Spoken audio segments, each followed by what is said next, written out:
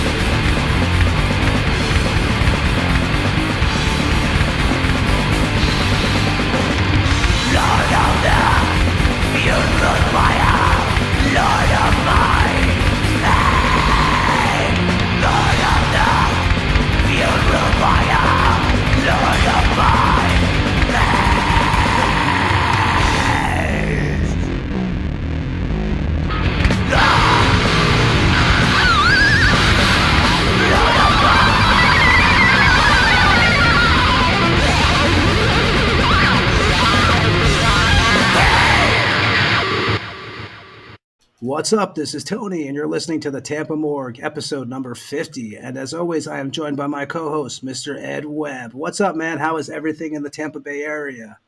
Mr. Anderson, what's going on, brother?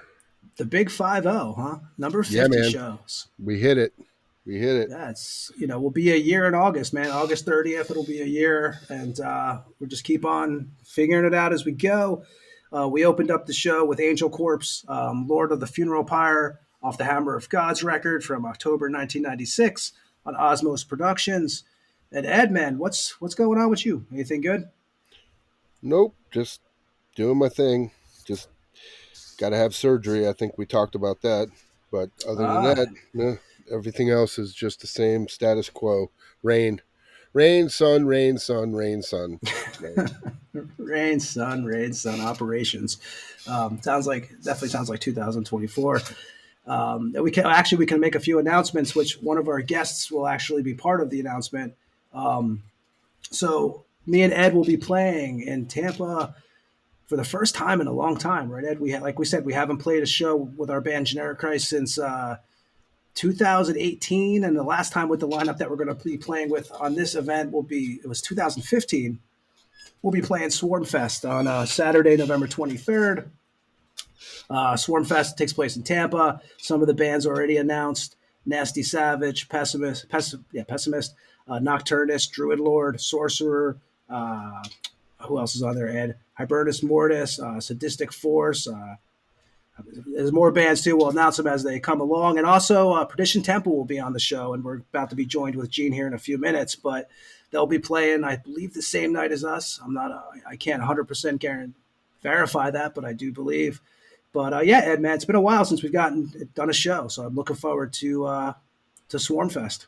Yeah, I mean, I was trying to think of the last show we did, because the last show we did as Generic Christ was in Orlando with Obituary.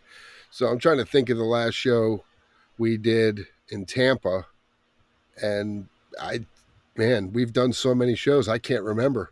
I mean, realistically, we were on, like, not with the OG lineup we're playing with this year, but the ending lineup we had, we were playing so many shows. I mean, we were getting thrown on everything, and it was killer. I wasn't complaining. We did awesome. We did a bunch of stuff. So yeah, man, this is going to be. I'm excited, man. We've been talking about it. We weren't sure if we were ever going to do this again, but I had a feeling. I just had a feeling that at some point we were going to have to do this. We have to, because it's just too good of a band. I mean, I know people don't know it. You should fucking know it, because, and again, this sounds like, it's my baby's the cutest baby. It has nothing to do with that. If you actually listen to the fucking music, I mean, my son doesn't like a lot of shit. He's still fucking whining about this rapper that got shot in Tampa on fucking Sunday night. I'm like, come on, dude. What did you expect? We kill ourselves with alcohol and drugs. We don't have to wait for somebody to shoot us in a car. So that's pretty cool. But yeah, he'll come out of the gym at 5 a.m, and when he pulls his earphones back, I'll hear he's always listening to our shit. And when I told him we were playing, he's like, "Oh, it's the greatest thing." And I'm thinking, yeah, because I'm your dad, but no, he generally likes the music. He grew up around the music. A lot of people that I've talked to that know we're playing didn't know we were playing Swarmfest, but they knew we were playing. We're excited. So I guess, we have a cult following of 10 people. That's awesome.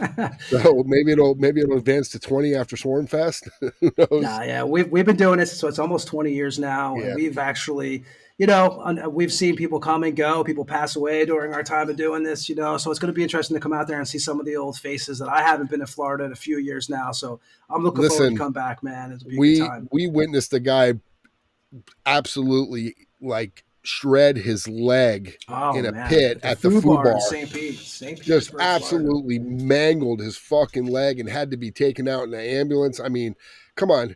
What other bands had that happen? That was a rough one. Yeah, that was a rough night.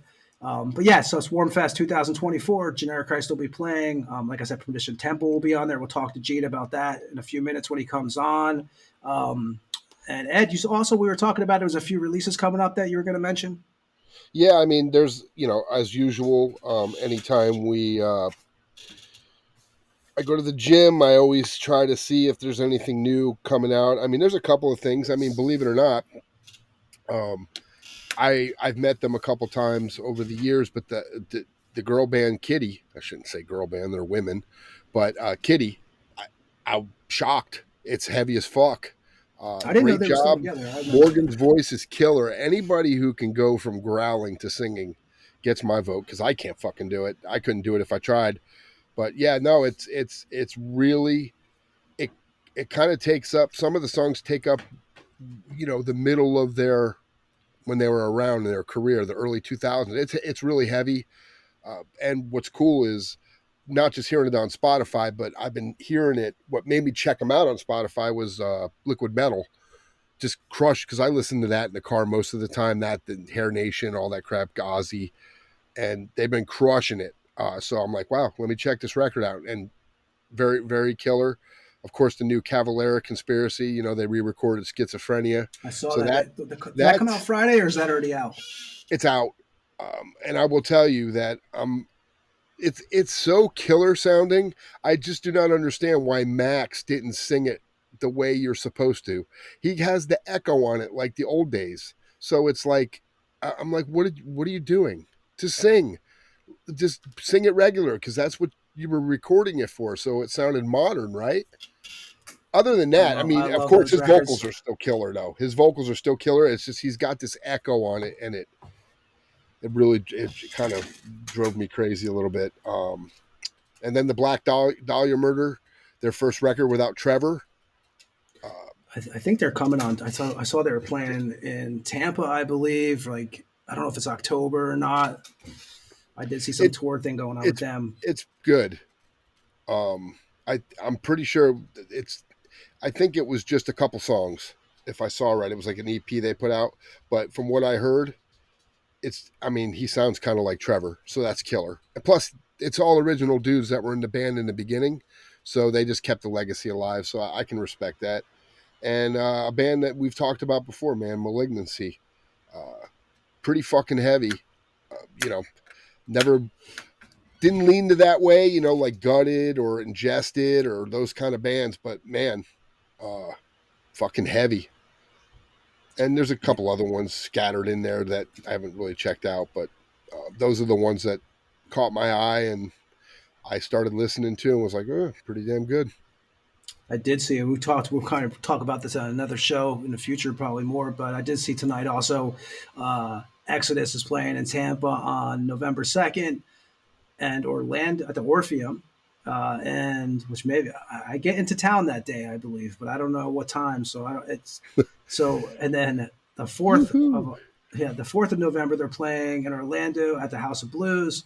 And then the 5th of November, they're playing in Pensacola, Florida at the Vinyl Music Hall. So there's some Florida dates on that. And, we'll once we get some more dates, we'll put them up and everything. We'll talk about it on future episodes. But I did see right before we signed on tonight that Exodus was coming to town in November.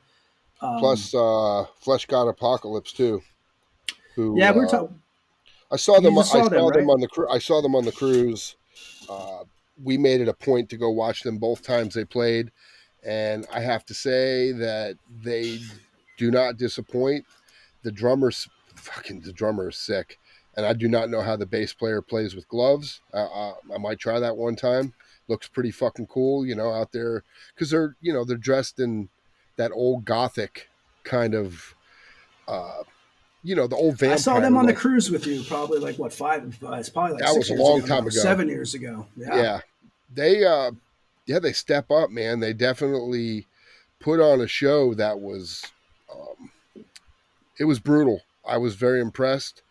So yeah, and I seen that they were coming back to Tampa, so that will be a good. And I think it's at the Orpheum, if I'm not mistaken. There you go. Mr. Pete Owen, I'm sure, has his hand in that one. Oh, yeah. We'll announce it as it comes closer. We'll have all these dates and times and all that crap. Yeah, and we're gonna get Gene set up, and like I said, it could be nice to have him on the show tonight. I was telling Ed, I've seen Angelcorpse so many times. I can't. Great band, Perdition Temple, great band, man. So it'll be really cool to talk to him. He's always busy, so we want to get him on the show for a while. So we'll do that. And what we're going to do is we're going to play. We have a promo ad for the Tampa Bay Screams Horror Convention that's coming up. It's going to be taking place on June 28th to the 29th. We had some of the people on from the convention a couple weeks ago. Whoever listened may remember. It's taking place at the Pinellas Park Performing Arts Center. So we're going to play a promo for that. I think it's about a minute or two of promo for the convention that's coming up. And then we're going to get Gene all set up. And then, well, we'll talk to Gene and find out what's going on at Perdition Temple, find out a bunch of, history on Angelcorpse and a bunch of other stuff he's been involved with, from acting to music. Ed, We'll get the so dirt. we'll get all the the dirt. nasty dirt. Yeah, so we're looking forward to talking to him, and we're going to play this promo from Tampa Bay Screams, the horror convention coming up, and we'll see you with Gene after this promo. Hey, it's King of the B Movies, Joel Weinkamp here to tell you about the 9th Annual Tampa Bay Screams Horror Convention, and it's coming to Pinellas Park, Florida. It's Scream time! The fan-favorite horror con, Tampa Bay Screams, is coming Friday, June 28th, 5 p.m. to 10 p.m., and Saturday, June 29th, noon till 5 p.m. at the Pinellas Park Performing Arts Center, with free parking for everyone. An indoor celebration of horror, sci-fi, and pulp culture excitement. The Tampa Bay Screams Horror Convention offers a weekend of fun for fans, collectors, and cosplay artists. Enjoy horror celebrities, our dealer's dungeon, vendor expo hall, film festival, and much, much more. Tampa Bay Screams showcases the very best cult horror movie celebrities with 4 first-time Florida convention appearances. Original Scream Queen Michelle Bauer, Scream Queen Aaron Brown, star of Masters of Horror, Shockorama, and Thrust. Also Jeff Lieberman, director of the cult classic Squirm and Blue Sunshine. Also Seth Scolari, Orville, the zombie from the horror film Children Shouldn't Play with Dead Things. And returning special guests, Biohazard's director Fred Olin Ray, plus April Hunter, wrestling superstar, author, and model. Join Michelle Bauer and Fred Olin Ray for a spectacular Hollywood Chainsaw Hookers reunion. Plus, more reunions galore with Fred and Michelle, including Dinosaur Island, The Tomb, and Beverly Hills Vamp. Attendees return every year for the fun and fellowship as Tampa Bay Screams brings together the fans, celebrities, and artists for an experience that will last a lifetime. Save by purchasing advance weekend pass tickets for Tampa Bay Screams on the official website. Collectibles, DVDs, Blu-rays, VHS, action figures, comics, RPGs, art, books and magazines, costumes, props, novels and short stories, crochet gifts, tumblers, oddities, paranormal, ghosts, UFOs, Bigfoot and skunk ape. Something for everyone at Tampa Bay Scream! Whoa! I gotta find out where that scream's coming from! I'll see you at Tampa Bay Screams! How you doing, Gene, man? Thanks for joining us tonight on the Tampa Morgue. Ed, you just saw Gene at Maryland Death Fest a few weeks ago. I did. We got there right when they were going on, and it was fucking killer. And it was strange too, because I mean I've done a few like outdoor festivals over the years, but not a lot of them. But typically the outdoor festivals that I've done, it's been in the evening at night, and we were. I think we were the first band on that stage that day. I think at Maryland this couple of weeks ago, and it was sunlight. I mean, so I mean I'm not used to not having any kind of stage lights or any kind of shadow or anything. So it was weird just playing in an environment that's completely bright lit. Even brighter than you'd have in your own rehearsal room. So that was a bit of a trip. Nice, man. And we actually announced also at the beginning of the show that you guys, Perdition Temple, will be on the Swarm Fest on November, 22nd, 23rd, and 24th? Yeah, that should be really cool. Have you played Swarm Fest before, or is this your first one? I don't think we did. I think in the past, some of the ones that Nick did, something was always, we were always somewhere else at the same time. Or something always came up, and I don't think we ever actually played one of those.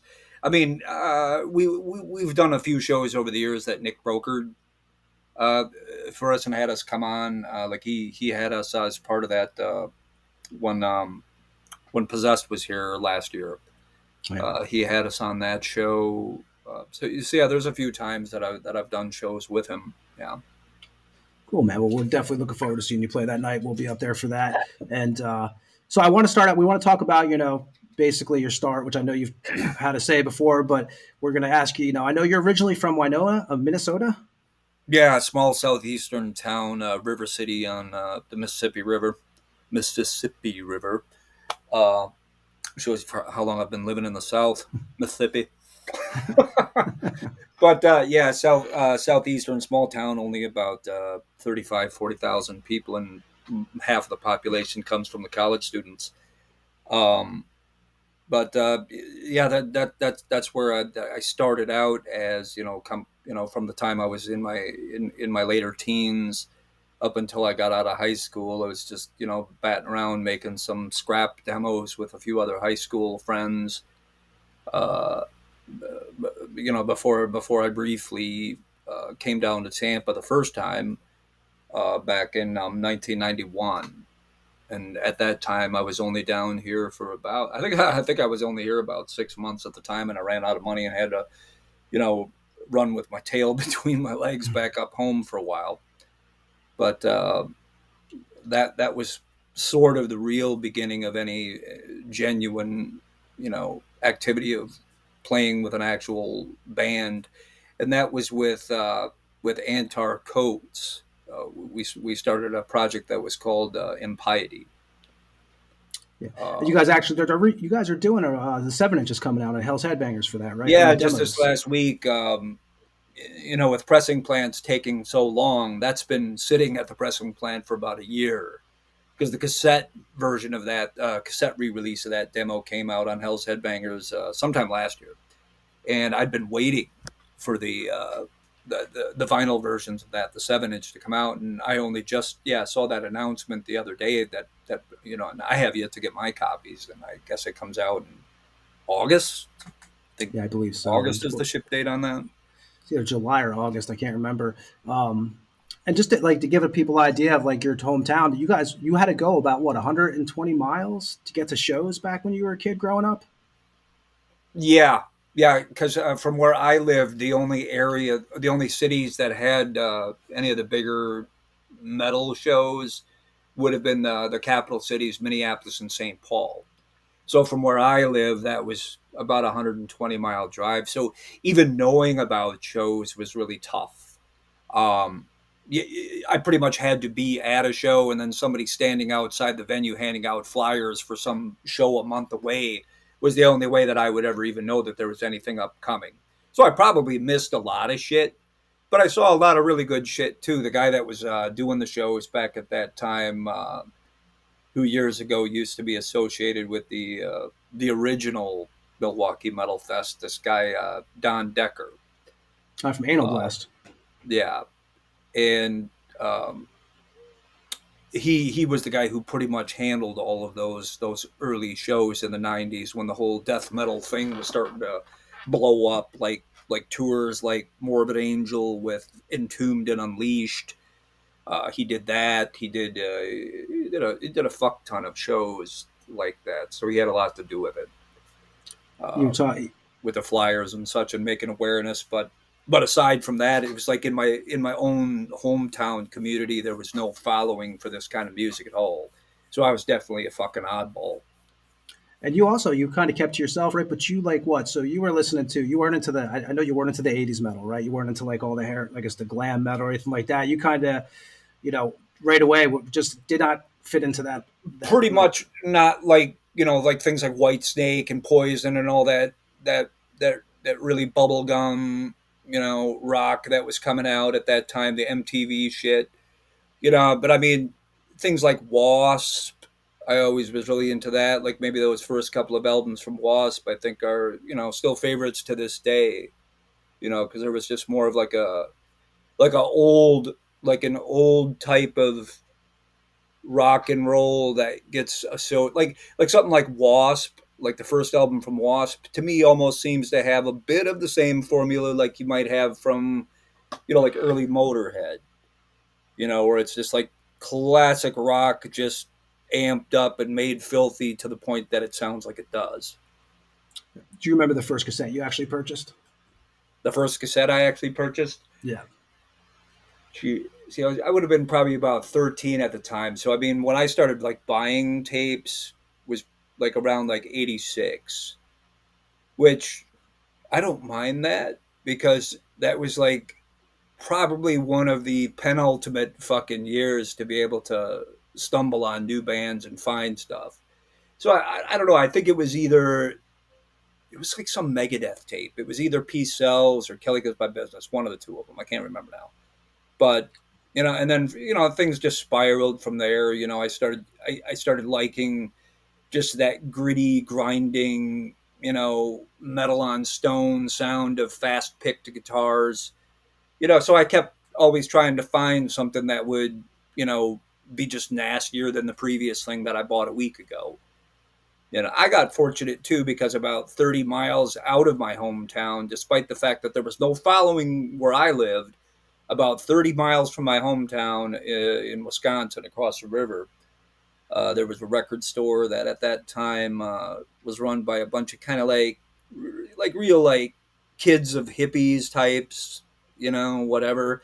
I mean, it was like a head shop / used record store, and they had every fucking thing. I mean, they had the earliest stuff that was coming out from Wild Rags Records, Nuclear Blast, all the fucking sub labels and all that. So anything that I wanted to get, I'd have my $20 that I might have, on a weekend, and I could go up there and buy a couple of tapes, so slow and sure I was able to eventually get like all of like our what now would be like the classic albums. But that was Deaf Ear Records? Yeah. How the fuck and that place is still around, right? That place is still it's around, and I hate to say it, but I visited my hometown about earlier this year, and I went to what passes as that record store now, because I mean it's changed hands and probably owners now, and now it's like one of those game shops, like the card games the kids play, Magic and all that Magic, stuff. all that shit. So I mean, it's not even a shadow of what it once was. But back at the time when I was young, it was wall to wall. Every possible metal that was going on at the time they would have. No, of course I didn't have anybody telling me, "Oh yeah, you got to hear this record or hear that record." I didn't have any peers. When I was a younger teenager that were telling me. So for me, it was just like looking at album covers, reading articles or interviews in magazines, and then just kind of going my own way to figure out, oh, is this something I want to hear? So it was entirely up to my own ears what was going to grab me and influence me at all. It's not like there was like the cool band that everybody was into. I mean, in my hometown, Slayer and Metallica weren't even the cool bands, if that makes sense. So even me, when I discovered Slayer, it was like, wow, I never heard of that before, and it was just, it grabbed me and it influenced me immediately, and then it was, it wasn't until years later when I started getting more involved with tape trading and tape traders and trying to make demos of my own that you start to find that there's actually other people out there that like the shit. I mean, I was definitely in a very away from it, away, not part of the scene at all from where I grew up. At least that was 13 and 14. You said you also got your first guitar, BC Rich, at that same time period. Yeah. After listening to music and such for a while, it kind of got to the point where I was like, I want to learn how to do this stuff, and it was just really the sound of the guitars from the albums that made me choose the guitar to be the instrument that I wanted to pursue. Are you self-taught, or?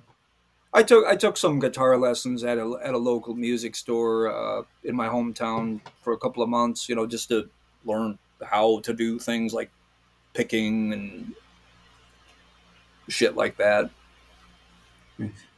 So around 90, 91, you're heading to St. Paul for shows. And this is when you saw, was it 91, the Blessed Are the Sick tour was coming through, right? Which was like, I think the American Sickness tour it was called. And that was Morbid Angel, Unleashed, and Entombed, right? And that, and that's, where was that at? That was at the Caboose? That was at a place called the Caboose, which is still around. And it was 91, and it was Morbid Angel supported by Unleashed and Entombed. And at that point, I had like a really, really rough demo that I'd made with a drum machine that kind of almost not really entirely fleshed out songs on it, just like ideas. And me and the other guy, this guy named Mark, that was the other guitar player, we had a handful of the tapes, so we just tried to give tapes to whomever we could at shows. And I believe that we might have, I know one of us gave a tape to Pete, and I think the other guy might have run into David and gave him a tape. Either way, one of the two tapes ended up with Pete. And a couple months after that show, a phone call comes to me from Tampa, Florida. My mom tells me this. She's like, and it was cryptic because there wasn't much information. It was just like, oh yeah, a call came in from Tampa, Florida. She says something about demo tape and Morbid Angel. And I'm just like, what? So I had no context of what the hell this was. What it was is Sandoval had given this rough demo to Antar Lee Coates, who at the time had been living in Tampa for a few years from previously being, I believe, in Maryland, where he'd left Ex Mortis and he was trying to start anew down in Tampa. And he was looking to get people for a band, and he'd heard this tape. And so what he did is he did 411 and was somehow able to get my phone number in my hometown. And he just called and left a message with my mom. And, so then I called him back, and then we started chatting. And then basically after I graduated, at this point I was already out of high school. I was 18 or 19 at the time. So I was out of high school, and I just decided to say, fuck it, go for it. I sold a bunch of the shit that I had to put a little bit of money together. And then I just drove. It took, I think it took about 30 some hours to get from there down to Tampa, here to Tampa now. And Antar was sending you some, was he sending you tapes of some drumming and stuff like that? Yeah. He sent me a tape of just him playing some stuff with blast, and because he knew that we were obviously trying to do something that had blast beats, and Ex Mortis wasn't really like that. It was more just really, really aggressive thrash kind of drumming, so he kind of wanted to present, that he was doing stuff with blast beats that was more like Terrorizer or Monstrosity or other bands at the time. And you said you moved to Tampa. Were you guys rehearsing in the old Padlock mini storage over on Skippers? Yeah. You remember that, Ed? That's the one where all the that place was everybody was there. Yeah. At the time it was, it was almost like there on a Friday night. It was almost like it was a show was going on, because there was the main, from the entrance of the self-storage Skipper storage. It's still there. That strip, that straight in from the gate. You had, to my memory, back at that time, you had Morbid Angel was about smack in the middle of it. They had a double wide or a triple wide or some shit. And then next one or two over, there was Nocturnus. And then I think a few doors over or more, there was me and Antar had a spot.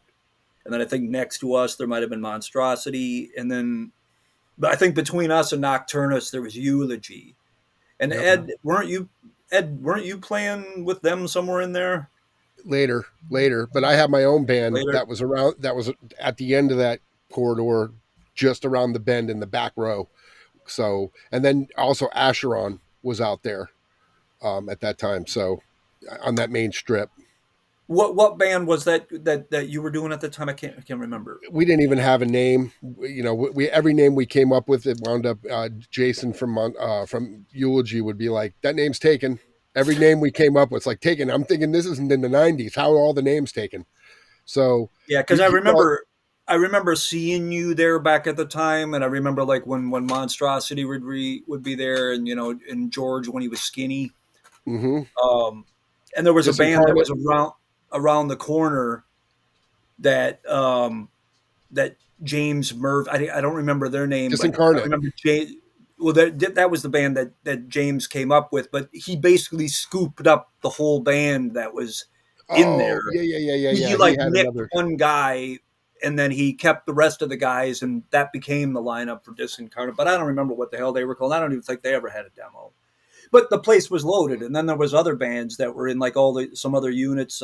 Janitortures were out there. There was, I mean, everybody was out there. Plus, Yeah. Audio Lab had a studio out there at the time. Yeah, we used to jam at Audio Lab. Yeah, so you guys, you're into there. So you guys, start writing the demo material for Impiety, which, obviously back then, and I've heard you mention this before. It's funny now because now you can go on and find, there's another Impiety too, but back then there's no way to know there's these other bands unless, No, it wasn't until later that we found out about the Singapore band from Impiety. And, now years later, even back in the 90s, we got in contact with the Impiety guys, and those guys are good friends. I chat with Shaitan and some of them even recently, and, good people. Were you also going into Aces Records and stuff back then? Yeah. Coming from Minnesota, that's what I want to ask you. Coming from Minnesota, was it kind of like, wow, like this is all going on here from where you were from, where, like you said, there wasn't shit going on when you were growing up, but then you go to Tampa where everything seems like it's going on. Yeah, it was a bit of I mean, obviously, if I went to a show up in Minnesota, you got a whole room full of people that are like metal maniacs and whatnot. But coming down into a place like Tampa, especially around that time when the whole thing was really exploding, the fact that you would just see people around that were clearly into the music, that was a bit unusual. I mean, not at a show or at the record store like Aces or anything. That wasn't strange, but it was just kind of a pleasant surprise to be able to just see random people around the city that you'd see wearing shirts and stuff, so that was, cool. So you say, like, you were telling us you lasted 6 months in Tampa, went back to Minnesota. Yeah, me and Antar came out there. I mean, I was 19 at the time. I was green as fuck. Tried to get some bullshit dishwashing job or something and hold on to that, and that wasn't anything special, and it just, I ran out of fucking money, and it was either live under a fucking bridge or just get the fuck out and try to reboot and hope the hell that I would come up with something later. So then I went back into limbo in my hometown from about 92 up until about 94-ish. And then that's where you guys did 2 demos? Well, did the Damnation of the Whole demo, the second demo we did pretty soon after. Antar came with me up to Minnesota. So it's you, Antar, and Mike Tieber. Well, yeah, the Mark Tieber, he never left Winona. He never came down to Tampa with us or nothing. So me and Antar went back up there. So with Mark, myself, and Antar, we recorded the demo on like a 4-track cassette recorder that was at a music store that the other guy, Mark, worked at. So we were able to, do it for free or whatever. Like on a day or two that we just did it. And then, and then we'd rehearse and shit like that. But, we never did any live shows, and everybody was kind of getting antsy about nothing really happening. I mean, we sent the demo out to a few people, a few labels, some shit like that, tape traders. Nobody was really, barking up our tree to give us a deal or anything like that. And there was, of course, nowhere to play locally. And, it was just really tough. And then, Antar just decided that, he wanted to move on from it. So he went back to Maryland after that. Cool. And then I stayed there in Minnesota and twiddled my thumbs for a while trying to figure out what the hell my next big plan was going to be. We're going to play actually a track off the demo, the 92 demo, the Ecstasies demo from Impiety from 1992. We're going to play Throne of Pain. We'll be right back on the Tampa Morgue after this track with Gene. Yeah.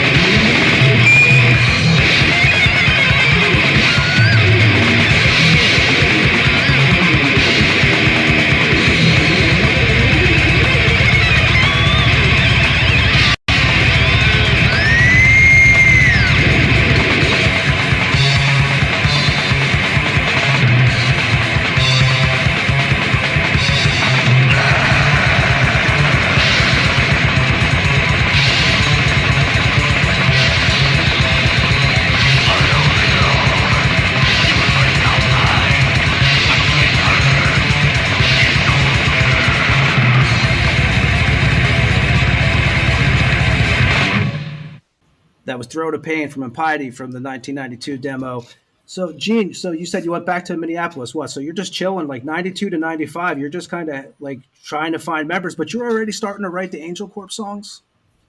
Yeah, during the time after we kind of ended the Impiety thing, it was kind of, it was basically just me, myself, without any new band prospect.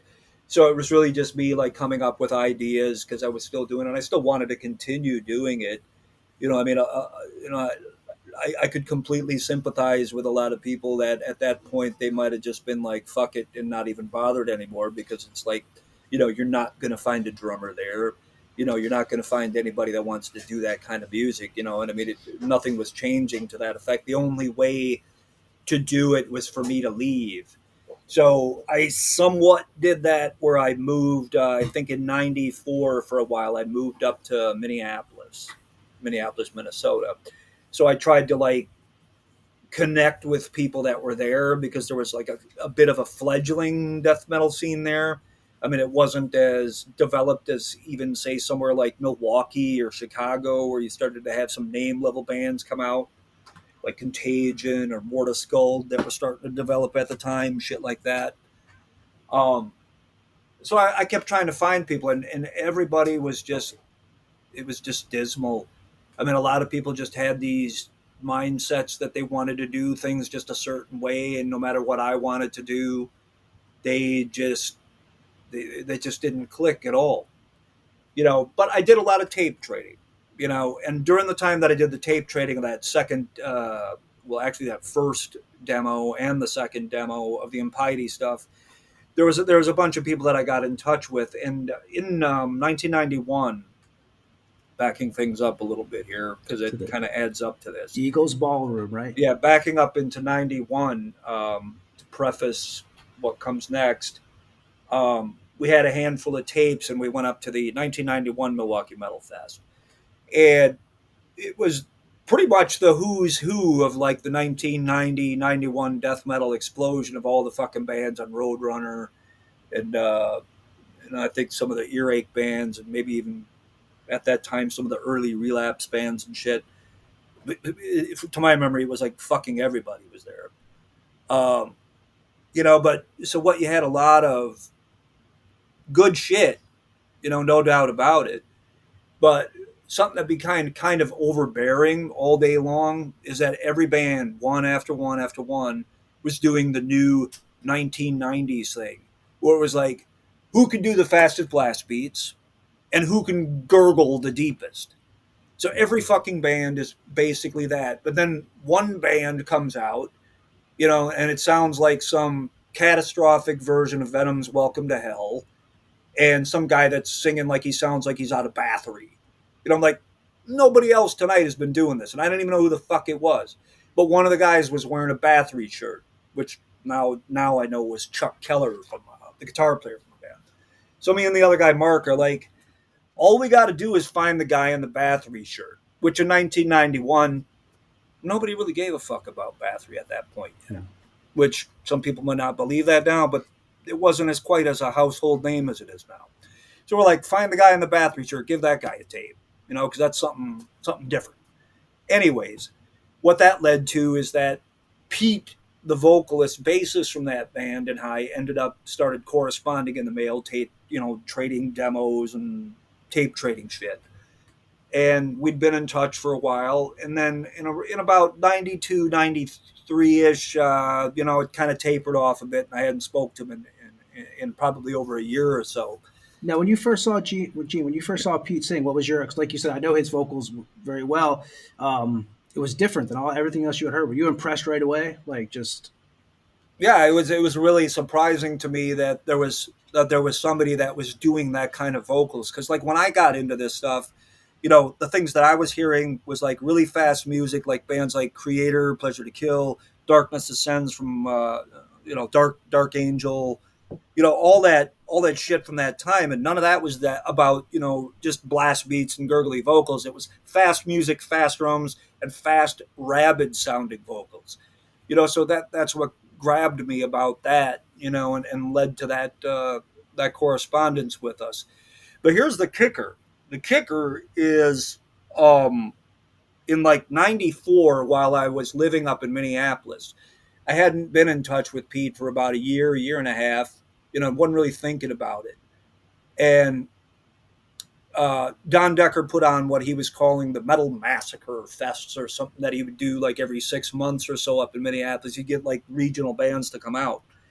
And he had a band from Omaha, Nebraska, come up called Xenomorph.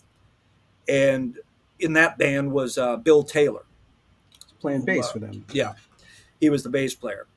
And the whole night during that festival show, Bill was walking around handing flyers out for shit, random shit, stuff for his band and other stuff. And he gave me a handful of flyers. And amongst those was a flyer for the Order from Chaos band that they had a new release, which at the time was a 10-inch that they put out called Plateau of Invincibility. And I'm like, oh, fuck, good opportunity to get back in touch with them. So I mailed the $10 or whatever to get the 7-inch. And I'm like, oh, hey, good to see you got a new release out and whatever. So Pete writes me back when he sends me the 10-inch, and he's like, okay, yeah, here's the new release. And we just recorded what's going to be our second and also our third and final album. They recorded all the shit at the same time. And I was like, really? Because I was kind of dead in the water at that time in Minneapolis, and I was about to move back home again, and which I did for a couple of months. And I was like, well, what do you think about just starting up something new? I mean, you'd heard the tapes that I'd done from the other shit that I'd done, and I'm not finding anybody up here in Minneapolis that wants to do what I want to do. And if you're into doing something that's fast as fuck, and your kind of vocals combined with it, maybe we could give it a go and try to make some kind of new band. And that's what I did. Once again, I sold a bunch of shit, put money together, and moved down to Kansas City, Missouri at that point. And that was into 95 at that point. What was the first Angelcorpse song ever written? I think on the demo, it would probably be the songs on the demo are the very first songs, but the very first ones that I did were Scapegoat and Perversion. No, not Perversion and Throne I think that was like the last song written for the demo, but it was Scapegoat and Soul Flare. Soul Flare and Scapegoat were the very first two songs written with that sound in mind, which was basically me trying to combine fucking everything. I mean, I was like trying to have the slurry guitar riffs that you'd get from like Celtic Frost. I was trying to get the rabid speed that you'd have from like Slayer and Bathory or Creator and other shit. When you guys first started, the Order from Chaos drummer Mike Miller, that was the guy who was actually supposed to be jamming with you guys at first? Oh, I'm sorry, say again? Was Mike Miller supposed to be jamming with you guys at first from Order from Chaos also? The drummer? He did. At the time when I moved up there to Kansas City, Mike was still living there at the house with Pete when I moved in. So at the beginning, the bunch of us were going to start out together, and there were a few sessions where Mike and I and Pete worked on some of the songs that eventually ended up on the demo. But Mike at that time decided to go a different way at that time, and he'd moved out of the house, and then he ended up working with Chuck from Order from Chaos a little bit after that, and they did. I think he kind of had both. I think he had the Vulpecula band and the Ares Kingdom band both going around the same times, and I think Mike might have. I think Mike was in Ares Kingdom right there at the very beginning of it with the demo from the demo. I don't think he was on the Vulpecula demo. I think that was a different drummer from another local band up there. But that's fucking almost 3 decades back now. I can't remember the exact history of this shit. And you met obviously John Longstrength comes into the picture. You met him from high school, or you guys got him out of high school? He was that young? Yeah, he was. I think he was 19 at the time that he entered the band. I mean, what it was is we were at in Kansas City. Me and Pete were looking for a new drummer, possibly somebody locally, and it was pretty dry scene wise there too. So we were pretty desperate to try to find a drummer.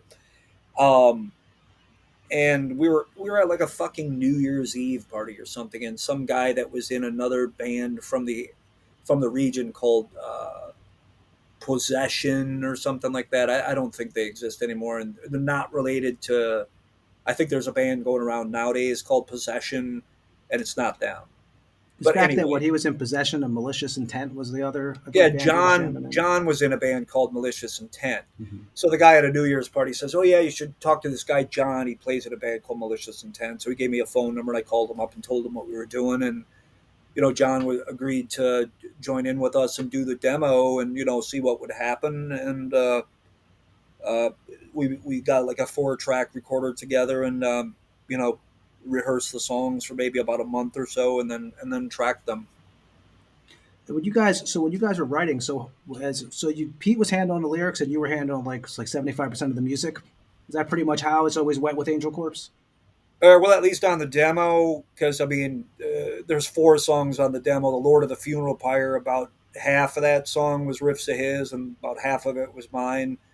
But after that, I'd say probably about 9/10 of the music was written by me, and some of his riffs would be sprinkled in on the other parts. And who came up with the name Angelcorpse? And actually, I can you did. give us the story on the logo? Because I know at first, right, it was sent as 2 words, but the printer put them as 1 or something. It was originally always intended as Angelcorpse, and there to me there's a little bit of comedy there, because back in the demo trading days, sometimes bands would put like bogus, publishing names or copyright names of like such and such company's music as a gag. Back at the time that I did the first Impiety scrap demo, I put on there like copyright Angelcorpse music or some shit. So we were trying to come up with band names, and Pete was coming up with some real fruity names that I didn't like you know, something like Ex Oblivion or This Flesh Corrupt, or just real fruity tooty sounding shit that I didn't like. And I'm like, man, we need a fuck you name. So I'm like, let's make it sound like it's like a tape that you found under a dusty fucking, shelf somewhere of some lost 1982 demo that nobody ever heard. And let's just call it fucking Angelcorpse. And he was like, cool, let's do that. So then I think he kind of came up with a rough idea of maybe for a logo, but there was another guy that we were living with named Joe Craig that did all kinds of art and drawing and shit, and he made the logo for us. He came up with a couple of different versions, and then we settled on the one we did. But yeah, the name I come up with. Nice. And what I thought was a great story, if you could tell, man, about how you guys got signed, which I thought was absolutely with the demo. You guys sent a demo in the mail that got tossed to the side from Osmos Productions, which I think is a pretty crazy story, man. If you could share that with us. Yeah, it's probably a not great idea to practice, but then again, maybe it is. But yeah, we had I'd been ordering shit from France from Osmos Productions probably around 1991 or so, after the label had started to get some of their titles. And when they would mail you a package, they had like a paper mail order catalog. And, I'd thumb through it and I'd see that they were selling demo tapes from bands at the time. So we had a demo tape out, and there was a couple of items that we wanted to order from the catalog, a few T-shirts and a few CDs and some stuff that distros weren't carrying over here at the time, like Sarcophago or Blasphemy and Bestial Warlust. So we put like the $100 or whatever it was in there to get the items, and it got to be about 2 months later and no sign of the stuff. So I referred to one of the little paper catalogs I had that had the phone number for Osmos on it. So I had to call, international long distance. I mean, it probably cost me $20-$30 to make this phone call.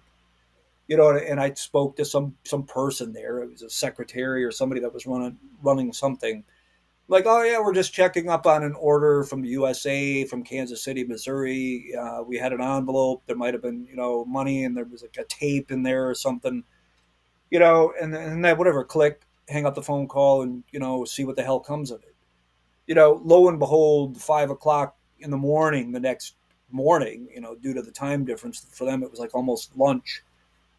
Phone call comes in, and it was Osmos, leaving a message with one of our roommates. And I got home from work that day, and somebody says, "Oh yeah, somebody from Osmos called, says, album deal and your CDs are coming in the mail." I'm like, "What?" So then when I finally got the story of it, what had happened is we'd mailed the money for the stuff we were going to buy in a padded envelope because we included a cassette in it. So stupid us, we didn't think what was going to happen was that our envelope wasn't going to go to the mail order people. It was going to go to the demo submission pile. So what had happened is our order and money, cash, was sitting in a fucking demo pile. So the clincher is, had we not called, and said, "Hey, where's our shit?" that they may have never dug in the pile to get the money out of there and then gave a shit about the tape. But since the tape was in there, they're like, "Okay, let's check it out." And Hervé liked it. And when he sent us our shirts, he included the contract with it. So that was pretty cool. When you hooked up with Osmos, were you guys pretty much the only death metal band, or into that label at that time? Well, at that time, he didn't have a lot of titles yet because I was still. He did have a lot, but he only had like not a huge roster of bands. He had Marduk, Immortal, Impaled Nazarene. He had the one album from Rotting Christ. He had the sadistic execution releases. So he had some stuff that was like crazy death metal, and he had like some obscure ones like the French band Blasphemic, which used to be Morbid Death. Mm-hmm. I think he had like Disastrous Murmur. He had a few. So, but at the time that we got signed, he was kind of doing a little bit of that retro thrash kind of thing, where he put out like this Norwegian band called Inferno. And the Swedish kind of beer drinking Motorhead wannabe band called Gehenna. You put that out. So when our first album came out, we came out with that, like around the same time as those two albums. So a lot of people thought that we were just like a retro thrash band or something like that, which I didn't think we really ever fit to that specifically at all. And you guys had already started working on. So before you got signed, you guys were already working on your second demo, and then you just basically wrote like, I guess you had 5 songs maybe. So you wrote another 4, and then you guys entered Chapman Recording Studios. Yeah, it was a local It was a local studio in Kansas City that we went into. I guess footnote is that the guy that recorded us was I forget the guy's name, Ken Polakovich. Yeah, yeah, that guy. Yeah, I was trying to remember. It was either Paul. Yeah, it was Ken Polakovich, I think was the name. The only footnote that I can recall about that guy was that he was the guy that did the mixing or engineering part of the work on the first Serpent Temptation from Incubus. Yeah, which I think is a Cryptic great Slaughter too. I think. Yeah, I think he had his finger in a few other things, but he wasn't like a really hard metal guy, so a lot of it was like a push-pull trying to get things done, so if a little bit of the wonkiness of the production on that album is likely due to ours and his limited experience. Yeah.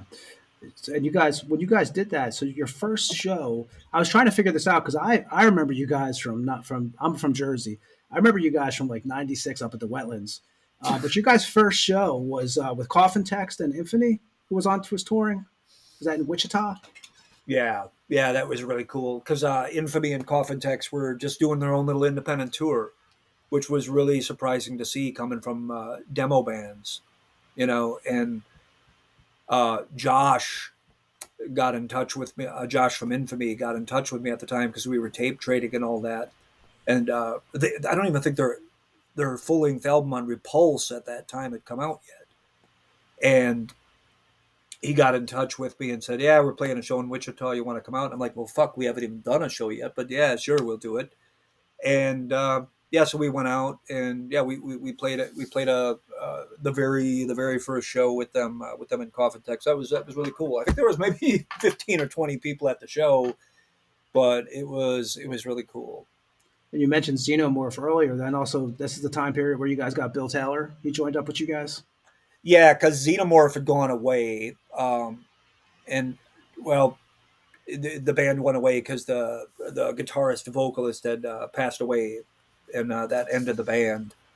So then Bill was bandless, and Bill was at that show in Wichita.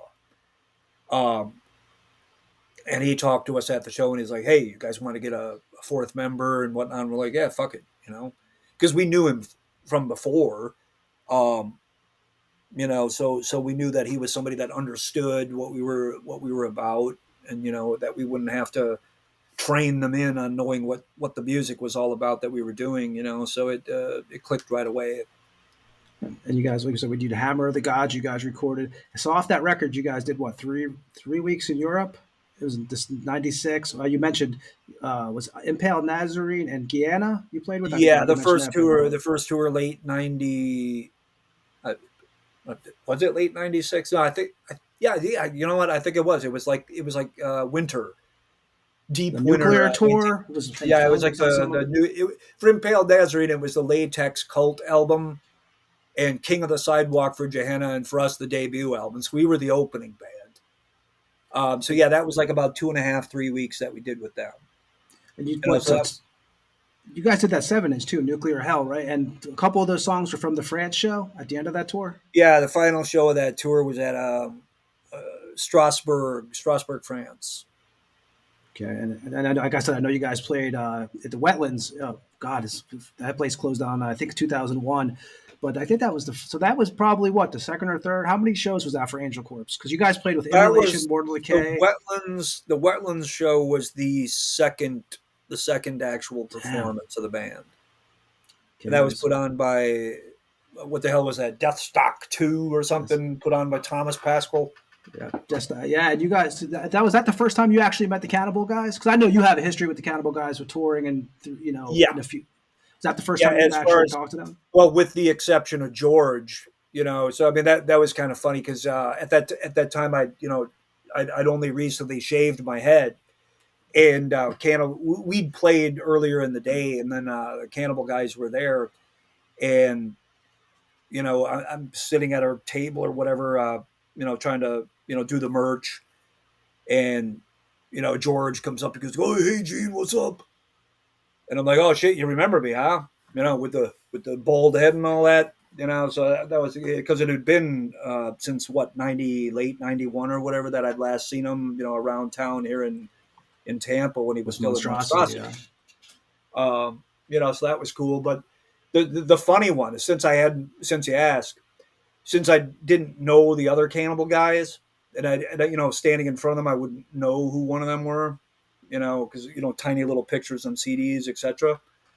But after we played, and I'm in the little back room at the Wetlands packing my guitar away or whatever. Guy comes up, and I mean at that time he kind of tended to be a little rougher looking. He still kind of had like I don't know, he was still in his 20s, but he had a bit of acne. But he goes to me, he's like, "Oh, hey man, that was really cool. It was kind of reminds me of, you guys' set reminds me of like the Thy Kingdom Come demo." And I'm like, "Wow, cool, man. Yeah, that's a great compliment." I'm like, "What band do you play in?" I'm like, "Oh, I'm Alex from Cannibal." So that was kind of a cool meeting. And yeah, from there, the conversation started to what, was going to lead to after the next album came out, that, things got lined up that we were going to tour with them for that second album. Yeah, and you guys, so 97, you guys also did, you guys went back into the Chapman recording studios to record the Wolflust 7-inch, where you guys did Burning in Hell from Possessed. And So that came out, right? And that was that Bill Taylor's first recording with the band? Yeah, that was Bill's first recording with the band. Yeah. Okay. And did you guys also record a couple covers? Did you guys do what you guys do? Genghis Khan on that We recording did session? the whole around the time that we did that 7-inch. You might remember there was for a brief period of time there was a thing called Mercenary Music out of California, which also had that sub label called Dwell. Yep. And well, if you remember that, then you remember there was a nonstop flood of tribute bands that were coming out to every fucking band on earth, starting with the Iron Maiden one and then a few others. So that's where that came from. We'd gotten contacted to do a Judas Priest and a hang on. No, You guys did Pleasure to Kill too. we got contacted by. I'm sorry, we got contacted by Full Moon Productions to do the Creator cover for their.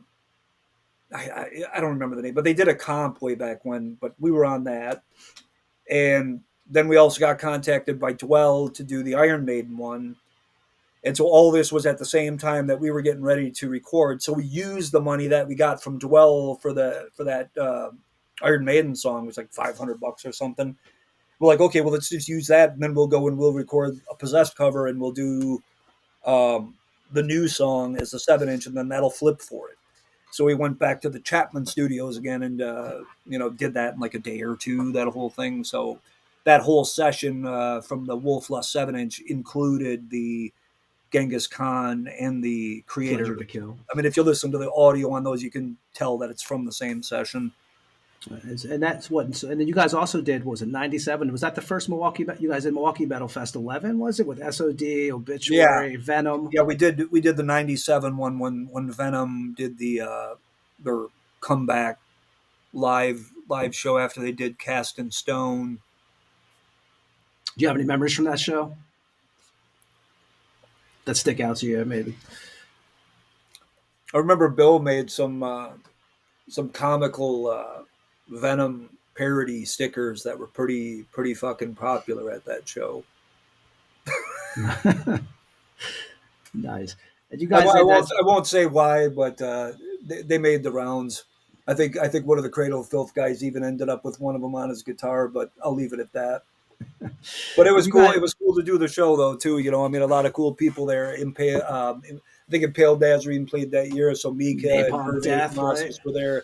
So everybody was just busted fucking drunk. I think at some point I went outside and out on the grass outside of the Eagles. My label boss was laying in the fucking laying in the weeds, passed out. So yeah, it was a perfect night. That's 97. You guys also did. So you guys toured with what? Was it Vader and Monstrosity that year too, right? It wasn't a tour. Well, they were on tour. It was Vader. Vader was some shit. I think Vader was touring for De Profundis. Monstrosity was touring the Millennium. I think they were still doing the Millennium album. And there was another band that was supposed to be. I think Broken Hope. Yeah, Broken Hope was on there. I think Broken Hope was supposed to have been, or maybe they were on the shows, but somehow we got Koshik. Jack Koshik got us on the Milwaukee, which is at the rave there at the Eagles, and then he also had us do the next day up at Minneapolis. So that was really cool. It was just a couple of shows, but it was cool to have a couple of them in a row, sort of like a micro mini tour of a sort, so to speak. And then you guys do, which was a great record. You guys go 97. You guys go into Morrisound, right? For the Exterminate record. Yeah. You worked with Jim Morris. Was that the first time working with Jim for you? Yeah, it was. Okay, and like when you first went in there, were you kind of like, so also for that record, actually, you guys had Joe Patango do the cover, right? For the Motorhead artist. And obviously we were talking about him last show, Ed. He did work for Autopsy. He did the artwork for Exterminate. He's done a lot. He did a lot. Now, he'd done a few for Osmos prior to us. Like I think he did like Bewitched or some of the other bands on the label. But what prompted me to ask Hervé about getting in touch with him was the 95. I mean, Patagno, he's the one who invented the snaggletooth. Yeah. You know, it was based. I think it was based off of like some character that he made from an old sci-fi novel or something that he might have had as a leftover from Hawkwind. But that whole Snaggletooth thing basically was created. Just the idea itself was from Patagno. So I mean, clearly he'd been doing the art all along throughout the 70s up until damn near the end. But it was the Sacrifice album from Motorhead that came out in '95. That album cover just blew me the fuck away. Just the colors and just the theme of it, you know, and it just the, you know, just the, you know, at least if you got the European version, the obscenity of it. The American version had a bit of an edited smear on the cover, which kind of distorts it a bit. But I was just like, you know, I got to have this guy do the fucking album cover. You know, so I talked to Hervé, and he's like, oh, yeah, I know him. I'll get you in touch. So me and Joe talked on the phone, and Joe's an American. So it was easy. You know, I was originally thinking, oh, I'm going to be talking to a guy in Denmark, but it's going to be like, you know, how the fuck am I going to do this? So I get him on the phone. He's like, oh, yeah, hey, man, how you doing? You know, it was just like talking to somebody like your next door fucking neighbor. And he was all about it, and he was really excited about it, too. And he sent me a sketch. Yeah, he sent me a sketch of. Actually, might be able to pull it. That's right. We're not doing a video. But anyways, let me show you. Cool. Check this shit out. It's got it in the frame too. If you can see this shit, he sent in a fax machine. He sent me the sketch of what was to become. There it is. Yep. The painting of the Exterminate, you know, and it's got a little bit of a, you know, little letter on there. He basically says, here's a sketch. Needless to say, paint will do a great deal to morphing the different areas, putting the thing together. And he titled it Into the Storm of Steel. You know, because at that time, I don't even know if we had the album title yet. But, that's good because we're going to play that song in a few minutes. So I'm glad you said that. Yeah. So, and I've posted that thing online. So I mean, anybody listening to this is possibly might have seen one of my old posts of that online too. But, you know, so it was really easy to communicate to him. I basically told him that I wanted the synthesis of weaponized demonism or whatever. So it's basically, if you could, like, you know, anything that's a source of destruction, having that more or less possessed by like some sort of demonic entity type of thing, and like wherever you can go with that. And then I think we sent him some lyric snippets, and then he just ran wild with it and made that. And when you did this, when you were doing that record, so were you like, did you had like, I know you guys went other studios afterwards a lot, because when you were working at Morrisound, like that time period, I think they were the only place to really have the 2-inch tapes and stuff like that. Were you guys kind of like excited for the sound you were going to get from there? We didn't even really think of it like that. It's just that we knew that we had a better budget for that second album, and we didn't want to record locally in Kansas City again. At that time, we were still living in Kansas City. So, you know, as if I knew anywhere else to go that would do like death metal stuff. You know, I mean, like, you got to remember, our circle was still pretty fucking small at that point. Was between people that we traded tapes with and maybe that we played shows with. That was about the extent of it. So I'm like, well, hey, we got enough money. You know, why don't we maybe trip down to fucking Florida and do it at Morrisound? You know, so that's literally what made that decision. You know, and I assume that, hey, we're probably going to get something good out of it, because, you know, generally the productions of the albums that have been coming out of there had been good. You know, some of them dry as fuck, but, you know, there's classic albums that have come out of all that. And with John, you know, we know John was on that record, and obviously, did you know, like, so when you guys did what, a show or two before you guys recorded, and you kind of knew there was going to be a drummer change after that period? You knew there was something was going to kind of take place? I mean, we've talked about it even recently, because me and John are obviously working again together with the Malefic Throne band, along with Steve Tucker. You know, and we've talked about the past too, and, you know, and this has come up before, and I mean, at that period of time, maybe I wasn't the coolest cat, you know, and I could be a fucking blistering jackass sometimes, you know. So there was that. But then John was, you know, about what, 4 or 5 years younger than us too, and at that time we're still in our early 20s, you know. So he didn't quite have the experience and kind of the, you know, he didn't have the same readiness to go where we were like already trying to break into, because we wanted to get like, I mean, we wanted to get it over the top. You know, we wanted to be, it's like, okay, there's death metal and there's black metal. We want to devour both of them, you know, and just leave the whole fucking thing in the dust. You know, so I think you do that. Everything's got to be double bass. Everything's got to be, you know, 6 or 7 minute songs instead of just little 2.5, 3 minute in and out guitar solo done. No, this has got to be something that's just going to give you a fucking headache, you know. And we pulled it off. We were able to get it done in the studio, but it was hell on earth. John knows it was. He admits that it was. And he had made a comment actually, and you're right, Gene, because he had made a comment that I think he was 21 when you guys were doing that record, and he was too young to realize what you and Pete had wanted from him. And he realizes it now, but I've read that something that he had said something like that. At that age, he didn't really realize what you guys had wanted. And even, well, you know, and even he says too that his technique at that point wasn't to do this. He just wasn't there yet.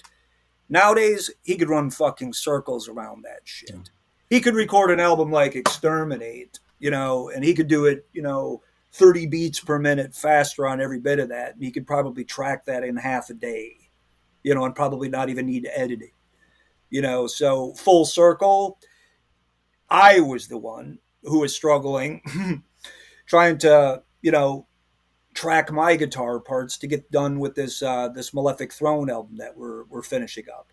You know, I mean, it's like in decades, you know, tracking that, you know, even here at home with my little home studio set up. I mean, I was sweating it trying to, you know, and there's even my own shit that I've written, and John's consistency and, you know, just spot on fucking drumming with it. You know, I had to make sure that my A game was matching that, you know, so I had to fucking level up, you know. So this time I was the one who was having to, you know, to fight to keep my seat. Well, he told me, when we toured with Origin in Europe, I talked to him all the time, and he straight up told me that when he left Angelcorpse, he said that forced him to get better, like to step up his game. And just watching him night after night, I was like, fuck, because I remember seeing you guys play in Tampa a bunch back in the early days. You know, a couple times you played Tampa. Yeah. And I, you know, as a listener, you know, I'm like, I don't know, the guy fucking plays fast. You guys are fast. But now looking at him now and seeing him every night, I just go, I don't get it. The dude's like he's a machine. It's one of the most craziest things to watch. John is a fucking beast all the way through. Yeah, he's flawless with it too. And I think about a year or so ago, he was doing double duty. He was doing his own band Origin, and I think it was Dying Fetus that were touring together, and he was subbing in for them, and it was back to back. So he did their set, immediately went into the Origin set. And I mean, if you've seen him play before, I mean, it's just, you know, a blur of hands and feet, you know, and he just kind of bobs his head along, going along with it, you know. And I mean, he did both sets back to back, and then he's just done it. He's like, oh, hey, what's up? You know, I mean, so he's comes leaps and bounds so far from the beginnings with us that, you know, that I don't even think about it anymore. I mean, you know, to the one thing I'm like thinking, it's like, you know, if some of the arrogance of my youth at the time in my 20s was less, you know, maybe it might have held out longer, you know, and maybe it would have continued further with us at the time, you know, but either way, what it's come to now and the really, really cool shit that we're doing together now, I think is righting any of the wrongs of that past. And you replaced him with a beast too, because you guys got Tony in there. And you what? So you were hanging out. There was a house by the studio where Corpse Grinder lived at. That you were kind of going back and forth at, and that's where you kind of got to know. Tony. Yeah, George used to live off of 50. Well, I guess it's irrelevant to anybody that doesn't live here. But George used to live at a house off of Fowler Avenue, which used to be the same street where the Aces record store was, past the college area. And it was a house where a couple of guys and George lived.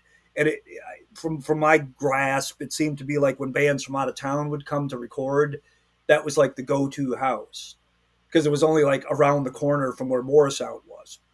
And when we were there, the Japanese band Defiled had just finished in Morrisound, and they were still staying there.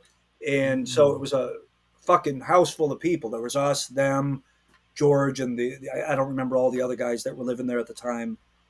But yeah, so every night after we get out of the studio, it was just mayhem for 2 weeks. And that's what moved you guys. So you and Pete. So when you guys got Tony, right? So he drove down to KC to rehearse with you guys. And if I remember correctly, he didn't want to live there, right, in KC. So for you, and you guys were kind of ready for a change. So that just kind of, you said fuck it and moved over. Well, what to back it up a little bit, I guess speaking of this house that George was living at, we were saying Tony came and hung out a few of those nights at that house parties that we were having there. And he even was chatting to me, because that show that we played in Tampa the night before we went into the studio was kind of notoriously bad. And it was all the new songs that we were about to go in and record. And you know, a lot of people were raising eyebrows like, what? You know, and then we did what we did. We got the album done. But, you know, when we were at the house parties, even Tony was kind of like, it's like, yeah, you know, is this guy going to be your permanent drummer? And at that time, it was not decided. I mean, at that point, we were still the three of us, John, me, and Pete, you know. And then it was after we finished in the studio, after the 2 weeks or whatever that we were in the studio, that we were back home for a little while, you know. And then the offer for the Cannibal Corpse tour came up. That was 98, right? The U.S. Canada tour? Yeah. And then it was just like, because we knew how hard it was for John to track the drums and get it was heavily edited in the studio. So playing it live we knew was going to be like a real challenge. And we weren't sure how much rehearsal at that time was going to make it real. So we knew that we had to let him go. You know, and that we had to get somebody that we knew that could perform what was on the album, physically be able to perform what was on the album live for a tour. You know, so we had to let him go, and then we were kind of stuck for a minute. I'm like, who the hell are we going to get?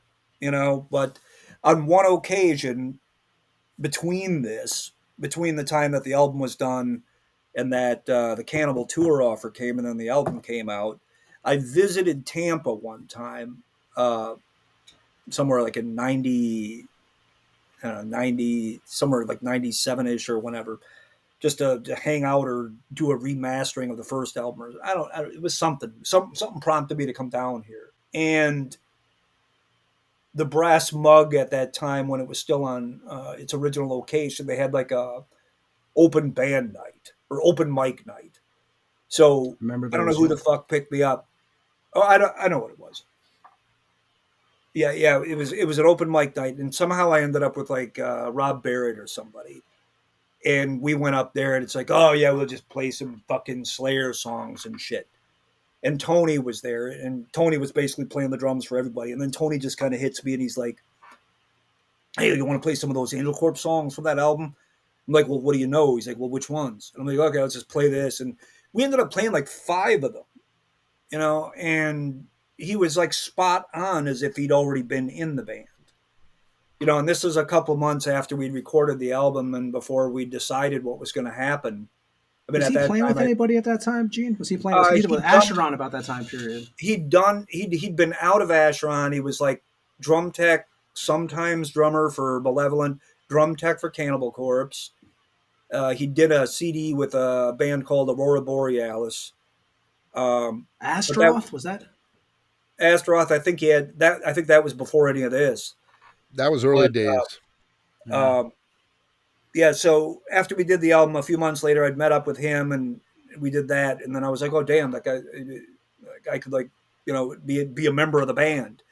And then when we realized that John wasn't going to be able to keep going with us at the time that the tour offer came, he was immediately the person that I'm like, well, let me get a hold of this guy and see if he wants to do it.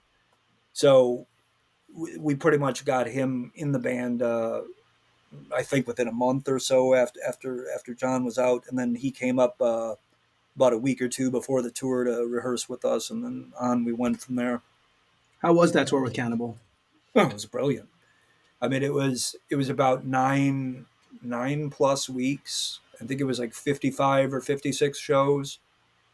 Yeah, I mean, it was everything. I mean, it was like killer shows, busting our asses. We were in a van, and we're barely, making any money. So we might have a shower in about once a week, unless somebody would let us stay at their house and, we'd get a shower.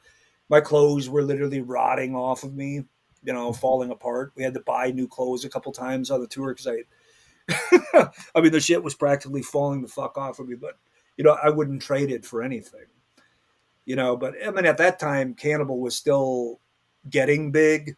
So, I mean, like big shows were like 500 or 600 people or maybe 1,000 people on a weekend, not like now where it's like 2,000-3,000 people at every fucking show or bigger. Red Rocks. But it was still huge, and it was really grueling, and we really got our asses kicked, but I loved every minute of it, and it was it was great. And then that same year we did a month in Europe with Immortal also. Right, yeah. So we're actually going to play. We're going to play an Angelcorpse song now. We're going to play "Into the Storm of Steel" from the Exterminate record that came out February 25th, 1998. And this is what Bill Taylor, obviously Gene, John, and Pete. And we're going to play the song "Into the Storm of Steel," and we'll be back on the Tampa Morgue with Gene right after this song.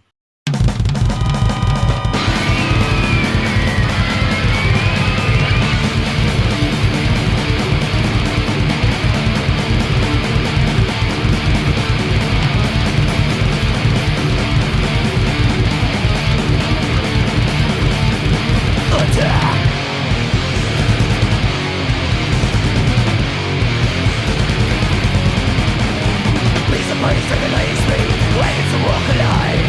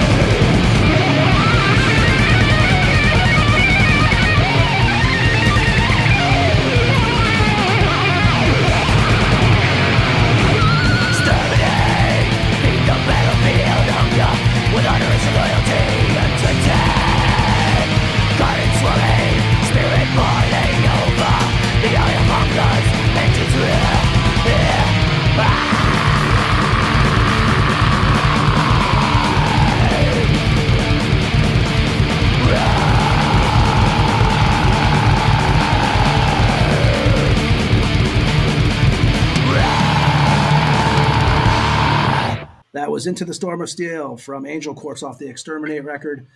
So about 1998, Bill Taylor leaves the band. And what was the reason that he left? Were you guys starting to write? Like I had read once that you guys' material was getting really fast and just, the speed was picking up, and that's what kind of caused the change. Well, after the touring and the way the band started to grow after the Exterminate album and all of that and the new material that I was coming up with, I'm like, well, we kind of got to get a little more next level with this shit. And now that, at that time, Tony was a member of the band. So, I mean, as far as the speed of the music and, my own development musically, it got to be where, I don't know, I'm not sure exactly where he was, where Bill was at, but the harder I was pushing to say, hey, let's work on material. I've got new stuff. I need you to learn this stuff. And what do you got? You got anything?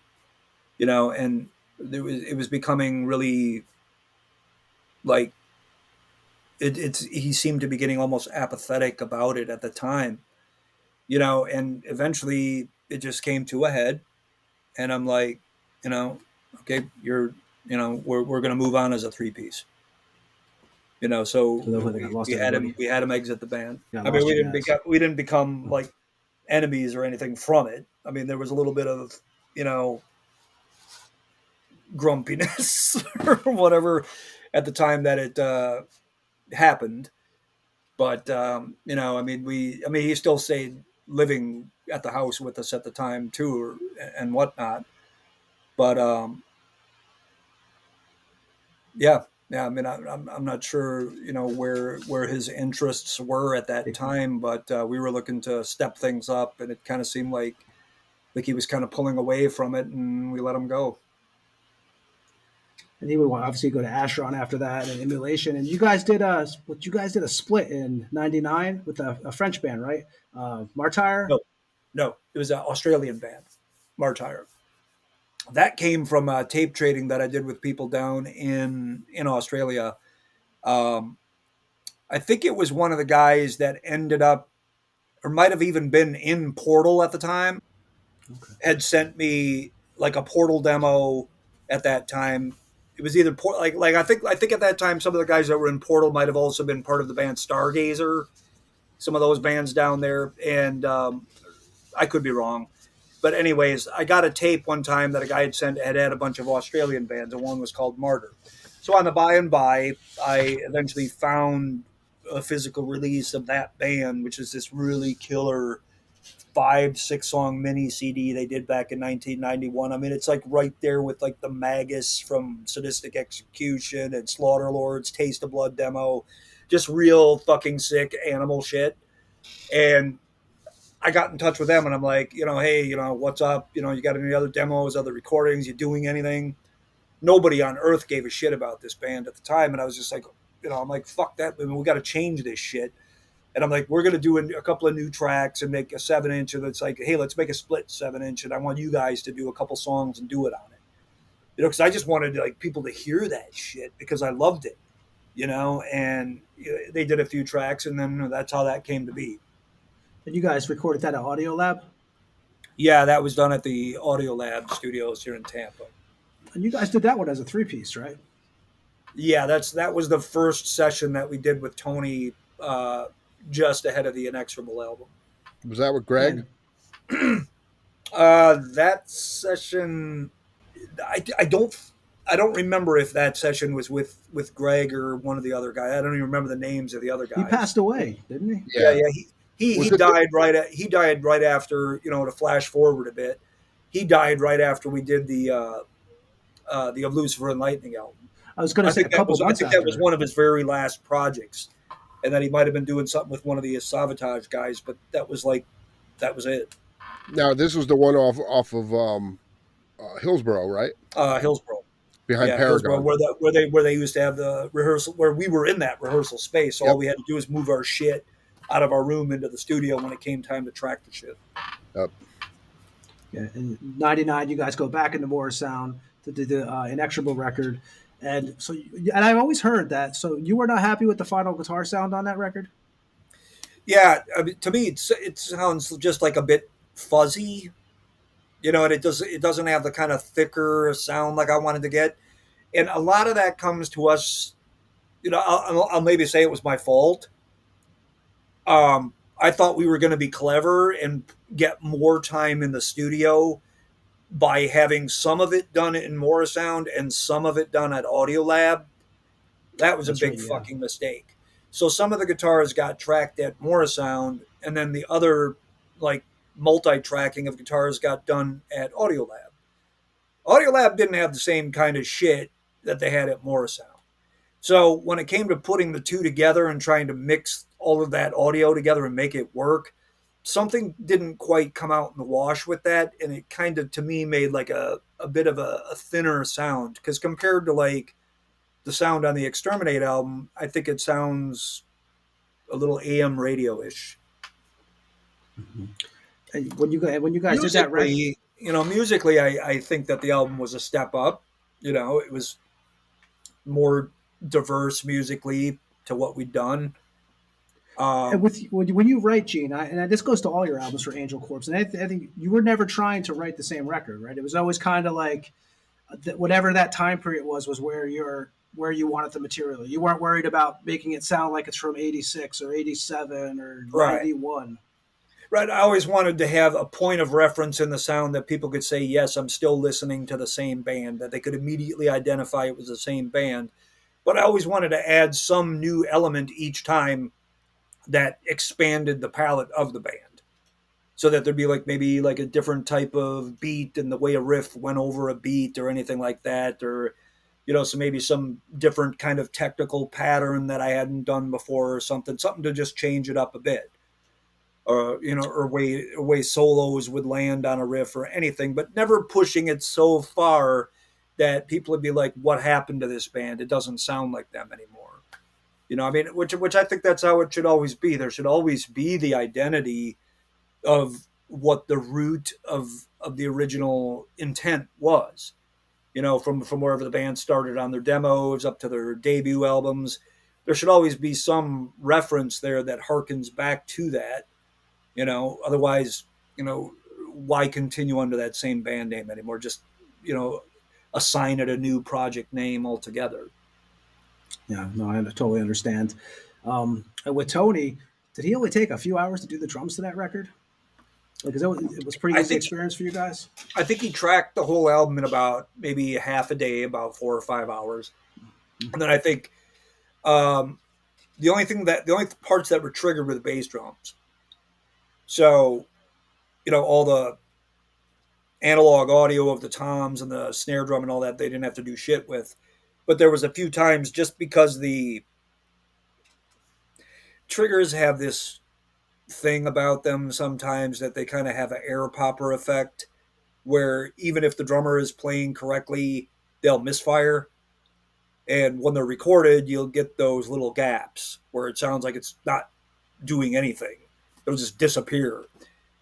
So what they had to do is edit some of that shit. There's a little technical error shit just to fix up the audio so that the missing, beats would be there just because of the way it was recorded. And that only took a few hours of messing around. So literally all the drums recording and editing was done in about a day, maybe a day and a half or less. And with actually Tony, he didn't really try to do the same style as John, right? He kind of did his own thing on that record a little bit. He kind of, through his eyes, he kind of played it sound a little different. Yeah, for the material of his own that was on the Inexorable album, he didn't specifically try to emulate the type of drumming that had been done on the previous album, but I mean, a lot of it was, all in the same wheelhouse. I mean, double bass blast beats, shit like that. So, I mean, it wasn't that far out. And you guys bought, that was Patango again, right? On that artwork. Yeah, we had him do that one also. Okay. And 99, I was trying to figure this out with Ed actually the other day. So 99, you guys play with Christian, right? You guys do the Diabolical Extermination tour.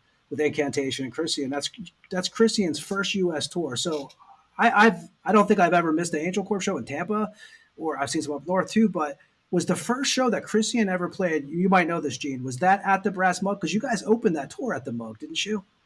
In '99. Wow, I'm trying to remember. We were just talking about this the other day, me and Ed, and I said, man, I swear they opened up that tour at the Brass Mug that year. I'd have to dig I don't even know where it is right now, but I mean, we had a T-shirt that's got all the dates, but it either started or ended there. No, it did. The tour, yeah, that first show was at the Brass Mug. I remember that because I remember Moises was all excited because it was the first show that they were playing in the U.S., and he was nervous because at the show, it's like, some of the guys that he, at that point in time, he'd never met before, like Trey from Morbid Angel, Glenn Benton from Deicide, they were all there at the show, and he was just like having a meltdown about it. It was hilarious. Yeah, I was wondering if that was their first show. We were just having that conversation. When we actually know the Christian guys, great guys, man. What was your first impression of those guys? It was obviously their first tour in '99, man. And what was the memories of that tour that you have? It was phenomenal. And that was one of the things that I've always liked about live shows is kind of the idea of head cutting, to where it's not just, let's just play our set, sell our merch, and have a good time. No, where each band that's part of the tour is getting up on stage one after the other, trying to fucking rip the shit out of every other band that's on the fucking tour with them. Like, who's going to be the fucking last man standing at the end of the war of every fucking night? And then playing with Crisian, it was like that because, as maniacal as we would try to get, it's like they were like equal to that, so I mean, it was just a fucking total war from the time the show started until it ended. So that was great. And those guys have remained friends for years. It was like, what, 30 dates, was it? Yeah, it was about a month long tour. And then, and then next to it, so 2000, you guys go out and support the record. You guys go out with Immortal, Satyricon, and Christian again. So how was the start of the tour for you guys? Like, when it first started, was all the shows killer? Yeah, the first part of the shows were like a combination of two different things that were going on.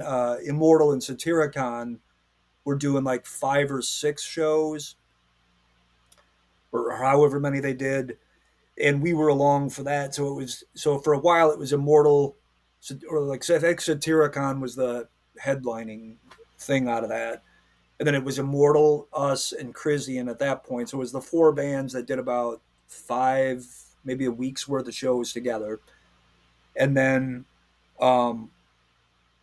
after that, then we still continued to do about 2 or 3 weeks worth of shows with just us and Crisian and the local supports.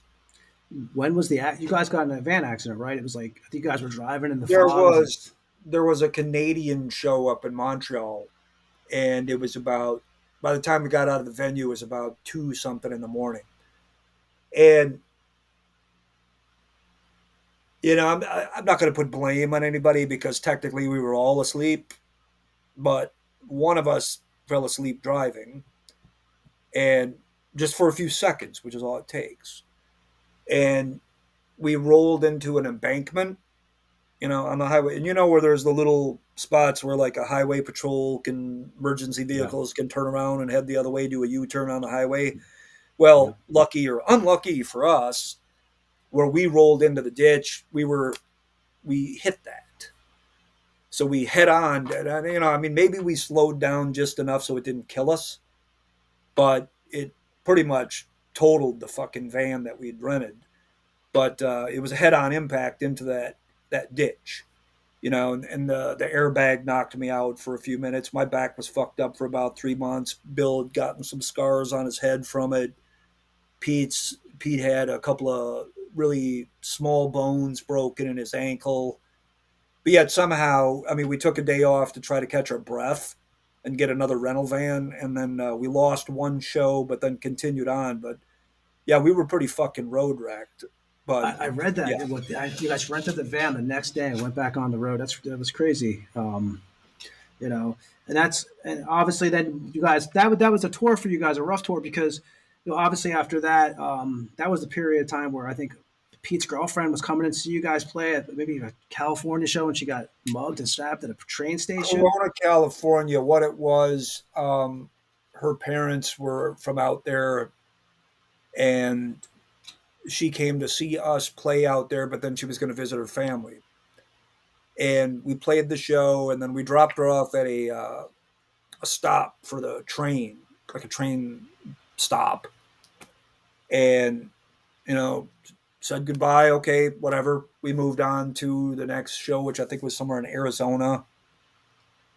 And then Pete gets the phone call that apparently the story was that somebody had pulled up in a car and was acting like they were asking for directions. And then they grabbed her and pulled her in the vehicle.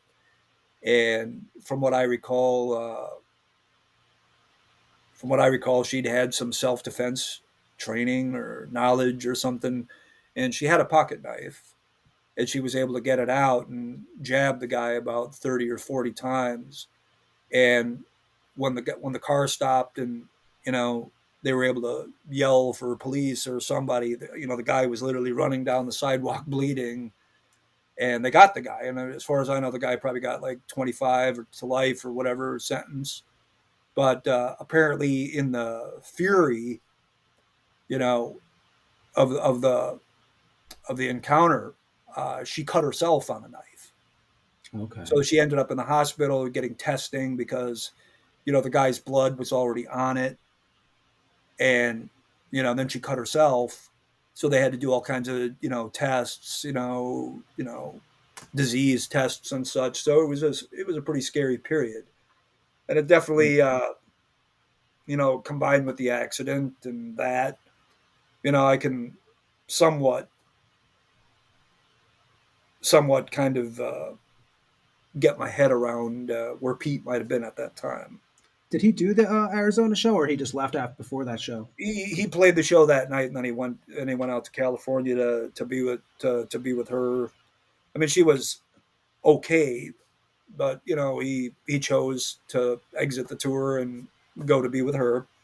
And incest Alex, we're talking about Christian, right? I mean, Alex, he had a pretty good grasp on the lyrics because they were big fans of the stuff. So he stood in. Bill switched over to bass for a few of the shows, and then it was just me playing the guitar.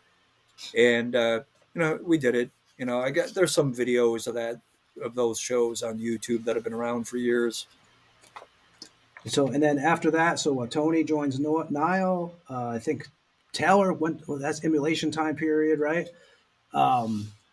And what, to 2000? Oh, you're pretty much. Yeah. I mean, if we're talking like after Pete left, after he exited the band altogether, which was a few weeks later.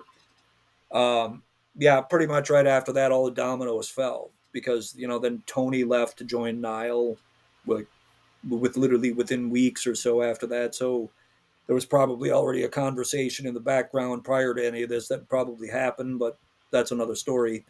I was going to ask you, was there was there any tension? Like, how it go if you're bands for a while? Did you already see the writing on the wall? Like at this time period in 2000, you kind of not shocked by the occurrences? Not terribly. I think the stuff that happened on the tour was really just kind of like the last straw. I mean, there was already like some tensions artistically that had been going between me and Pete at that point as far as what we wanted to do with the future of the band, post the Inexorable album. So when those events happened, it added up. It added up that's where it was going to go. So you guys pretty much are. But then you put out 2001. Even though it's over, you put out the Iron, Blood, and Blasphemy, which was like demos, soundboard tapes, all that kind of stuff. Yeah, it was. It was just a compilation release that basically served as a posthumous, see you later kind of release that we wanted to just because a lot of people might not have had all of those compilations and such, and we figured, okay, some last release from the band, we'll compile all that stuff and some soundboard tape tracks and put that out. So that's what that became. The guy who did the art on that, was that Desmond Sia? What's his name? Yeah, I don't think the guy does anything anymore. I don't think, because I think I even tried to like track him down once a couple of years ago, and I don't find any reference to the guy anymore at all. I mean, maybe he got out of it or something. And then 2002, you guys put out the live album, Death Dragons of the Apocalypse, and that was what, songs taken from the band's '98 tour in Europe and songs from the France in '96. Yeah, it was soundboard tapes that I'd had collected from the various stops on the tour that we'd gotten. And originally it came out as sort of a pseudo bootleg that I put out, and then Hervé. I was going to ask you about that, your label. Yeah, Hervé kind of slapped me on the wrist about that a little bit. And I'm like, okay, whatever, we'll let that like disappear in the dark. But it was always kind of in the back burner that Hervé's like, well, hey, maybe we'd do something with that later. Then when it came time that we did the reissues of all the back catalog, that he's like, hey, we can master that for LP and we'll actually put that out as an official release. So on the long end of it, it's actually become part of the official catalog now. And, we talked about, you had a short stint, right, doing, you did Evil Vengeance Records for a small period of time. And I think you actually, which we're actually going to play a song from Demonized, which is a killer record, man, by the way, some of that stuff you guys put out, the EP. So that was at first what you funded the recording for that band, I believe, right? And then basically, like when you decided to get out of the label, you pretty much turned it over to Osmos. Yeah, so I sold the rights for that to Osmos because Osmos already had done some of Antimo's other bands, Ravager. He'd put out a couple of releases, so I'm like, hey, you've already got this guy from another one of your bands. You want to get this? He liked it, and basically I made my money back from what I paid for those guys to record, so I came out all right with it. But yeah, I mean, I just didn't have the networking that somebody needs to make a label work. If somebody wants to get into doing something like a record label, definitely make sure that you've got an expansive network, a lot of contacts everywhere. But I was thinking that I was more in than I was, and I wasn't, so, I learned a lot from it. I learned a lot from it in a very hard way with what happened with the label. But Demonized, you did wind up joining up with them, 2021? You got an email from them? And yeah, flash forward a couple of decades. Me and Antimo have been in touch, over all these years anyway, so that's nothing new. But he told me a couple of years ago that he was looking to do Demonized again. And, when he first messaged me, I'm like, okay, it's another one of these deals where somebody wants me to play solos on something or some shit.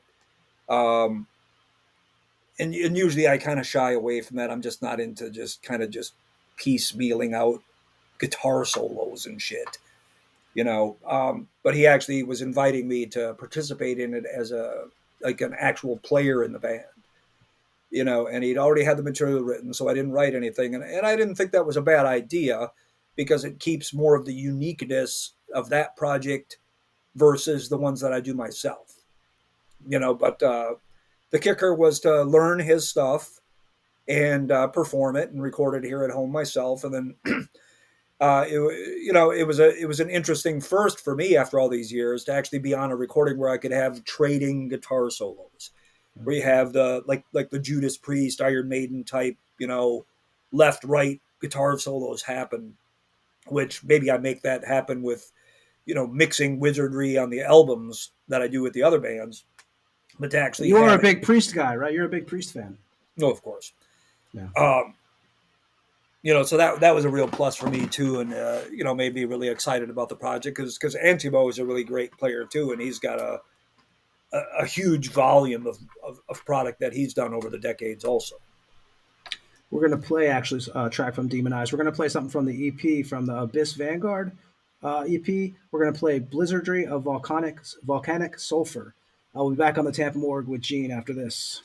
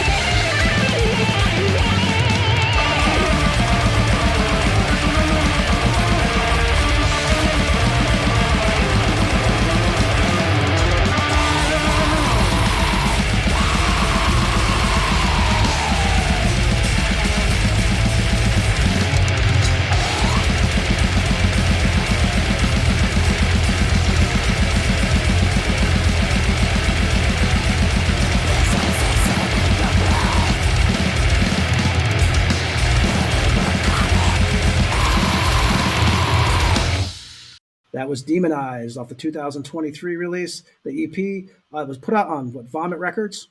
You see here, and so 2006, you also put out. Well, this was the only. So this project right here, Apocalypse Command. You were going to make this. Was this going to be the only project you were going to do vocals in at one time? Originally, that was the intent. I did like a demo tape one time. The demo I literally almost did as a humbug on a weekend one time with my drum machine and my 4-track cassette recorder. I was just like, I'm going to like, and I mean, at this time, the whole war metal trend hadn't really blown up yet. I mean, at best, you maybe had a couple of bands like Diocletian and Proclamation that were coming out that were kind of trying to do that, sort of blasphemy type of Bestial Warlust type of, really blurry Conqueror kind of sound. I'm like, maybe I'm going to fuck around and make some songs like that. So I did came up with 3 songs, threw together some lyrics. Cause I mean, that kind of thing. I mean, I felt like the more urgent and just immediate that it was for the better. So I didn't really think things through too deeply. I'm just like, okay, whatever the impulse riff is what it's going to be, the kind of shit. So I put it together literally probably over a weekend and did it. And the demo actually had a really good response. I mean, that's the Abyss Fiend of Darkness demo? Yeah, I think I called it that. Yeah. You did everything on that. Yeah, it was just me. And I'd sent out some tapes to a few places, and I didn't even say who I was. I just, sent the tape out. It had my address, but unless somebody, knew my address, they wouldn't know because I didn't say, oh yeah, this is Gene, here's my demo. And I sent it to a few people, but there was a couple guys, Nuclear Abominations, Michelle from Nuclear Abominations out of Italy. Messaged me. He's like, hey, I want to do that as a 7-inch. So he made 500 copies as a 7-inch. Well, that was the 3 tracks, right? It was on that. Yeah, it was just the 3 tracks. So we did a 7-inch version of it of 500, and he sold all of them. And then Necrocosm Records that was doing, it was Necrocosm that was doing a Gospel of Death side label or something. They did 500 CDs. And then Invictus did 100 cassette tapes, pro cassettes of it. So, I mean, it's for 2000s, and it was basically a demo, and it was getting all these releases was doing pretty good. But then Invictus wanted to do the full length album. So then, then at that point, it got to be around 2009, and then Angelcorpse collapsed. And I was going to ask you about, I was going to say 2005, 2006, you guys do a reunion. And let me know, was it a thing where you had mentioned that you're probably going to put you can tell me if this is correct or not, that you had put you were going to put the band back together, but you were going to use a drummer that we'll actually mention because you did something with her in a future project. I want to say it was Gina Ambrosio, right? Is that the right way to say her last name? Right. There was some stupidity that happened on that bullshit blog, Blabbermouth or whatever the fuck it is. Mm-hmm. And back at that time, it was kind of a free-for-all. Anybody could throw any fucking information they wanted up, and it became the day's news. Kind of like bullshit now, like some of the other sites. But somehow somebody had whispered to them that she was going to be the drummer for Angelcorpse. We were jamming, and whatnot, and working out what was some of that material at the time. At that point in time, Angelcorpse hadn't even gotten on the table yet. So there was a few, probably some months of time that we those songs existed, and she and I jammed them, and because we were trying to start some sort of band, and then eventually the reality of Angelcorpse coming back together became a thing. And then somebody had whispered to Blabbermouth that was the lineup, and it had not been decided as a lineup for that.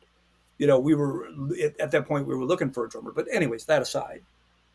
So after that, after Angelcorpse became the thing, and then we decided that brought John in on as the drummer for that. I decided that I had this other material that I was working on, which was more thrash oriented, the Blasphemic Cruelty stuff. So she ended up becoming a part of that.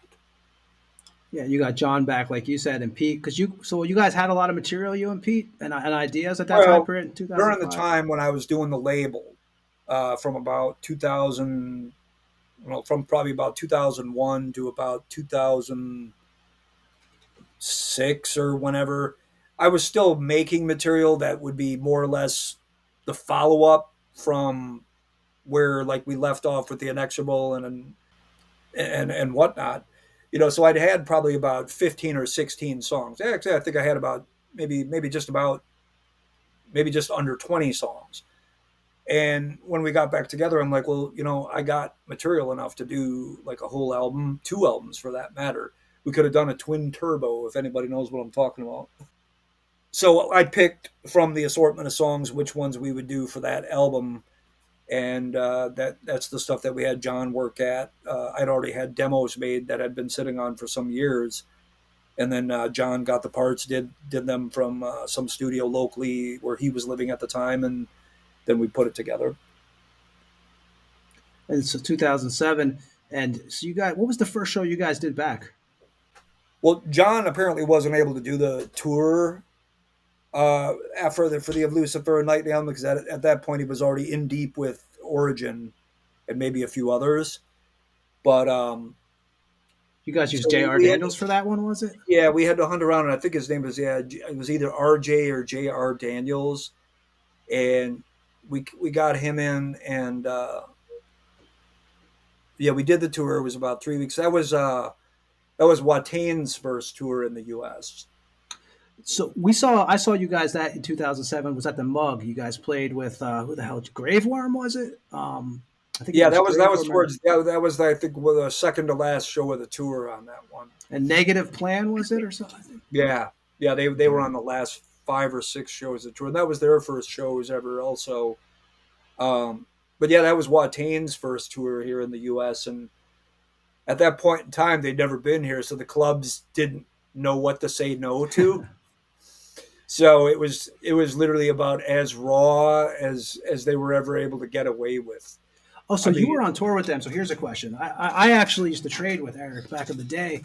So when they were on that first tour, were they picking up roadkill and stuff for the stage and stuff like that? Because I believe they had like bags of roadkill in the van. They didn't really need to do that because a lot of it was better than that. They had a lot of contacts at each one of the cities. So a lot of the guys they would go to like butchers and such, and whatever they could find for that matter. They'd go to butchers and get parts, and they would keep them in the backyards of where they lived, unless like locals would complain about it, and they would just let it sit out. It was a summer tour. They would let it sit out in the sun for 2 weeks. So by the time it got to the venue, it was fucking overkill. It was awful, man. I remember when you would combine the heat inside the venue with all of that, it just got to be, how they not like death, literally. I mean, you know how they, if you've ever looked up any of this stuff, which I have, there's back in ancient times, there was the belief that if you drank the blood of a sacrificial victim, that you'd get like some sort of spiritual power from it.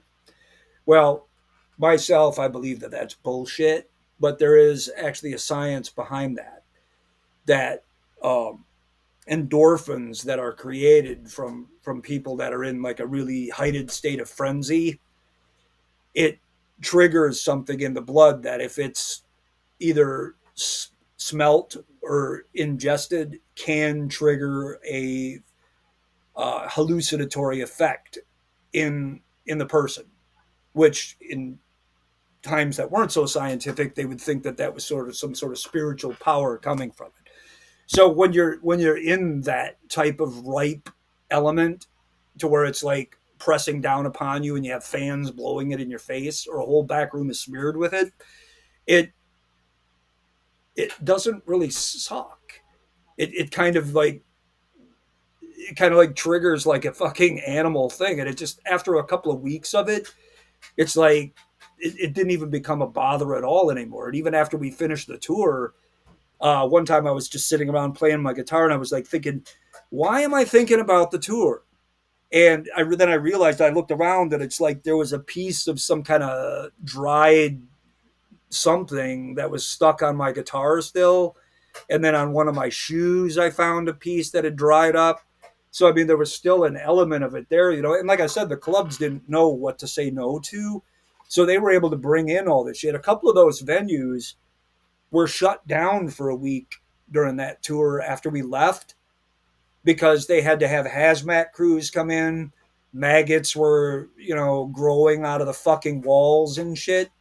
I mean, yeah. So the next time around, they started having limitations on what they could do. It's like, but I you could know, still that was smell the other that one. smell from that first mug show. I'm telling you, I could still, even you saying, and I could just picture it, and it was like a mixture of incense because they also burnt incense and the smell of rot, so it was like this fucking mix.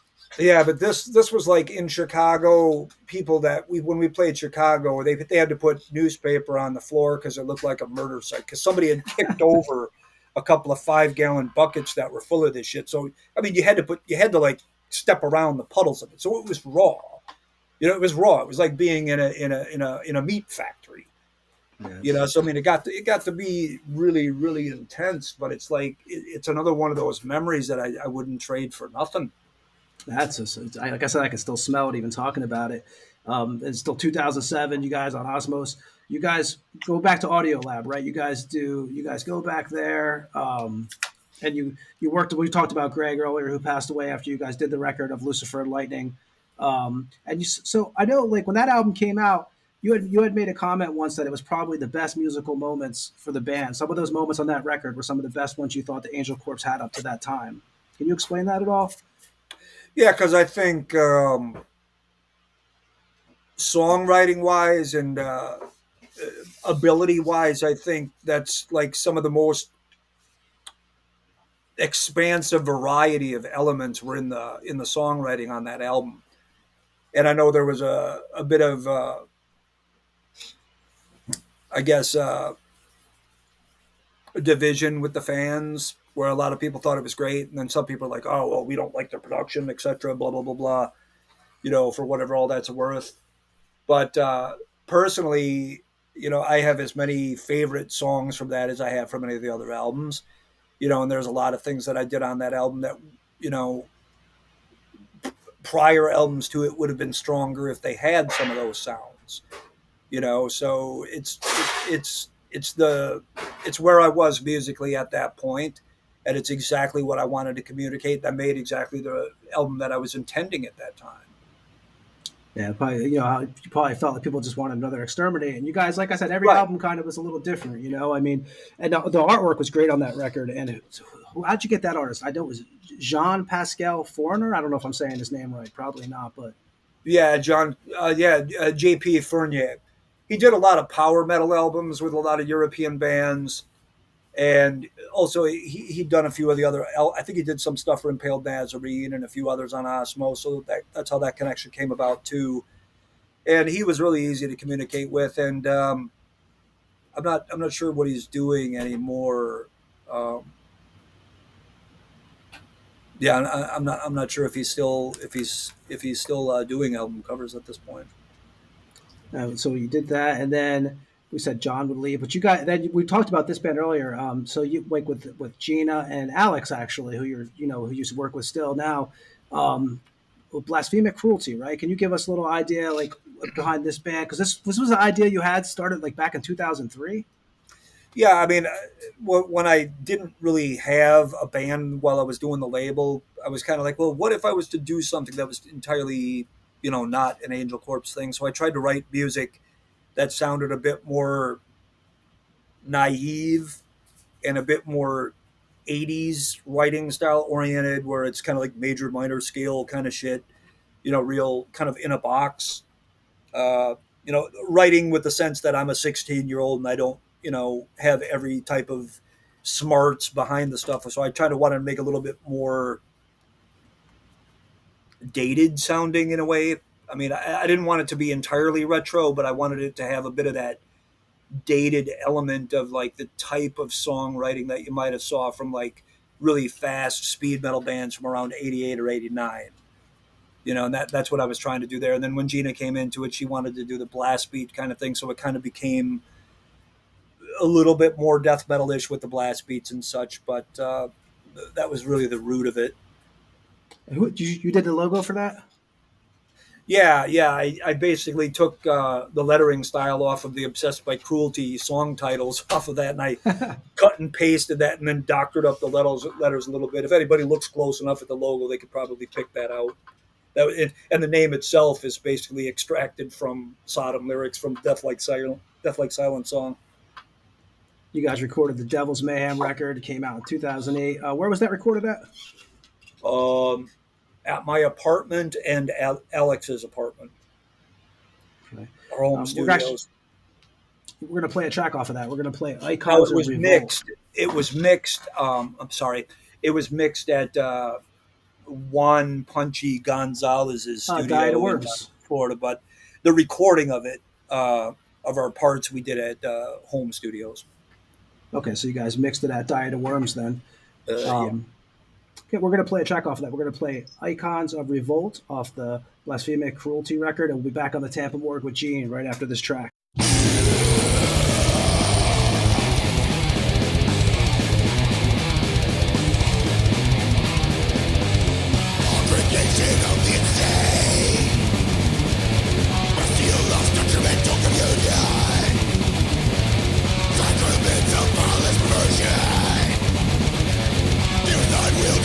Persuasion.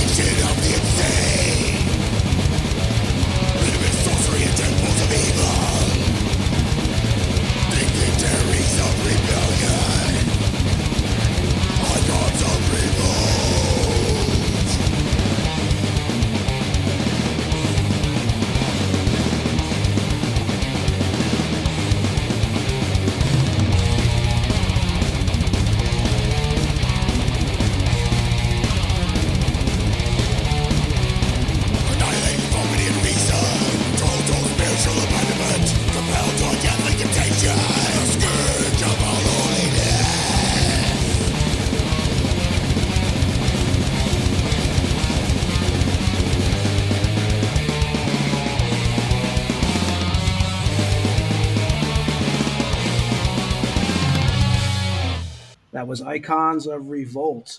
Is anything going on with that band now, Gene, or is that? No, that's gone away, and Apocalypse Command has gone away. I mean, there were things that I was doing a thing with, but they both kind of got away from me.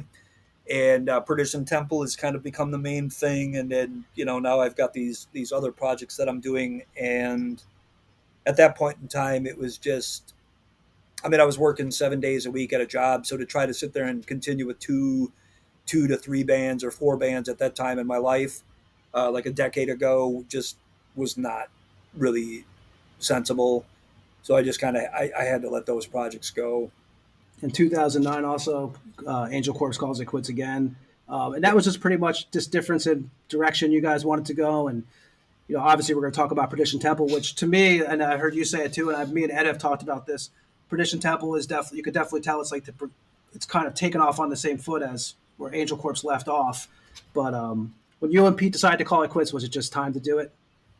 Yeah, because the push and pull between the two of us artistically, and what we were wanting to do was really coming to a head, and we weren't agreeing on we were literally not agreeing on anything by the time it ended. So that time I pulled the plug, and I'm like, okay, let's break this up.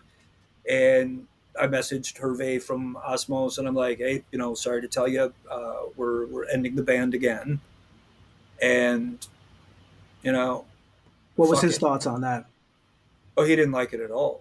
He didn't like it. He really hated it when we broke up in 1999. He was like, this is the worst fucking possible time. I'm not going to be a braggart, but at the time that we broke up in 99,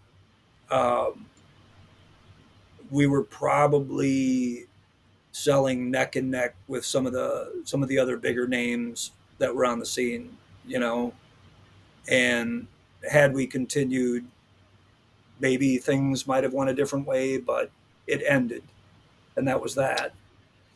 But yeah, you had material written, right? Very upset about that, and what was I to do? I mean, me and Pete had decided to quit it, and then flash forward to 2009, we came up to similar arguments, and some of the things were, for different reasons, but either way, it was too much push pull, and that was it. And you had already had written material for the fifth Angelcorpse record. Yeah, like I said a little earlier, I had about almost 20 songs, and I picked the songs to do for Lucifer and Lightning, but I still had a catalog left of demos, and I'm like, I'm ready to go.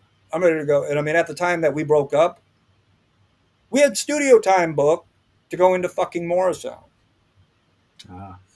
So to indicate that the break was not very good in 2009 is putting it mildly. But I'm not gonna drag this shit through the mud. But anyway, studio time was booked, and I had the material. And it was just a Terry Warhead involved. Yeah, he was gonna do the drum tracks in Greece, and then we were just gonna import the tracks, blah blah blah, all of that. And I was ready to go, and it was just a matter of like, hey, where's the lyrics? What are we doing? And then back and forth, we did a lot of talking, and then it just fell apart from there. And then we said, okay, let's quit. That's it. We're done. We're not going to agree on anything. Let's just end it. And I'll call up Morrisound and cancel the studio time, which I did. And then I emailed Hervé and said, okay, we're breaking up. That's the end. We're done. 5 minutes after I sent Hervé the email that we were breaking up, I said, and by the way, I can take the songs that we were about to record from you, and I've got a new band name, and do you want to take part in it? And he sent me the contract over a few minutes later. And that band name is Perdition Temple, and Chris Moyon did the logo and the artwork for that first debut record? Yeah, the art design on that and the logo, Chris Moyon did that. And for those who don't know, what does Perdition Temple stand for? It's basically, the root idea is just a celebration of chaos, ruin, and abomination, in lyrical and musical form, and then hence the place where it's being evoked from. That's kind of always been the running theme that I've tried to keep. then you got so Terry Warhead. He's living in Greece, like you said. You think he's coming back to the States? He doesn't wind up there. And here, Ed, here's the big question that we're going to ask Gene. Ronnie Palmer. You bet. So you got Ronnie Palmer, right? Who's we all know Ronnie, he's a badass drummer. And you actually met him from Ed's band when you guys were practicing in the same units. Yeah. At that time, it was like Destined to Ruin, right? 11-ish. It was Ed and Damien Heftel and Ronnie. I think Dave Sawyer. Dave Sawyer. Okay, it was those guys were doing that, and beforehand, actually, you can go back even before Ronnie. Damien was trying out for Perdition Temple with you, and in our you guys were working. He was trying to get involved with that, right? And I came over and tried, but I just didn't think my voice fit what you did. It was killer. I thought I would do it disservice compared to how you sang the record. Thanks, man. But yeah, I remember now there was a minute there that we were trying to cook that up. But yeah, so because of that, that's how I met Ronnie, from him playing with them, because I was around for a few of their rehearsals or whatever. And I just asked Ronnie one time, it's like, hey, you want to do this? I gave him a CD, and he wanted to do it. And Ronnie's always been up for taking on a new project. I mean, he's got quite a fucking roster of projects that he's done now and is doing. So he quickly learned the material, and Ronnie is just, it takes him like minutes to like perfectly learn songs and be able to do them. It's nothing. It's nothing for him to do that. So, I mean, within, days, he was doing the whole album with me. Gene, you talk about Ronnie. I do want to mention, me and Ed talk about this with Ronnie. This is the kind of guy Ronnie is, because he's a killer drummer, obviously. But Ronnie, he went on tour with, what was it, Malevolent recently, Ed? Mm-hmm. He was just on tour with.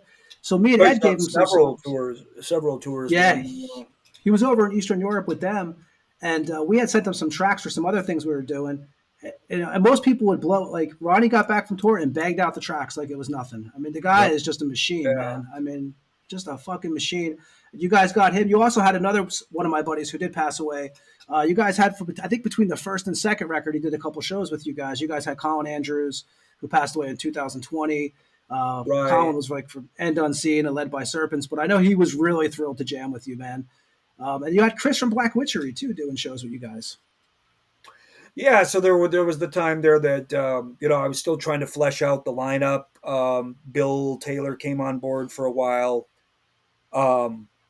Gabriel Genzini. Yeah, we had Gabe on the bass, and Colin we had on vocals, and we did some shows with him.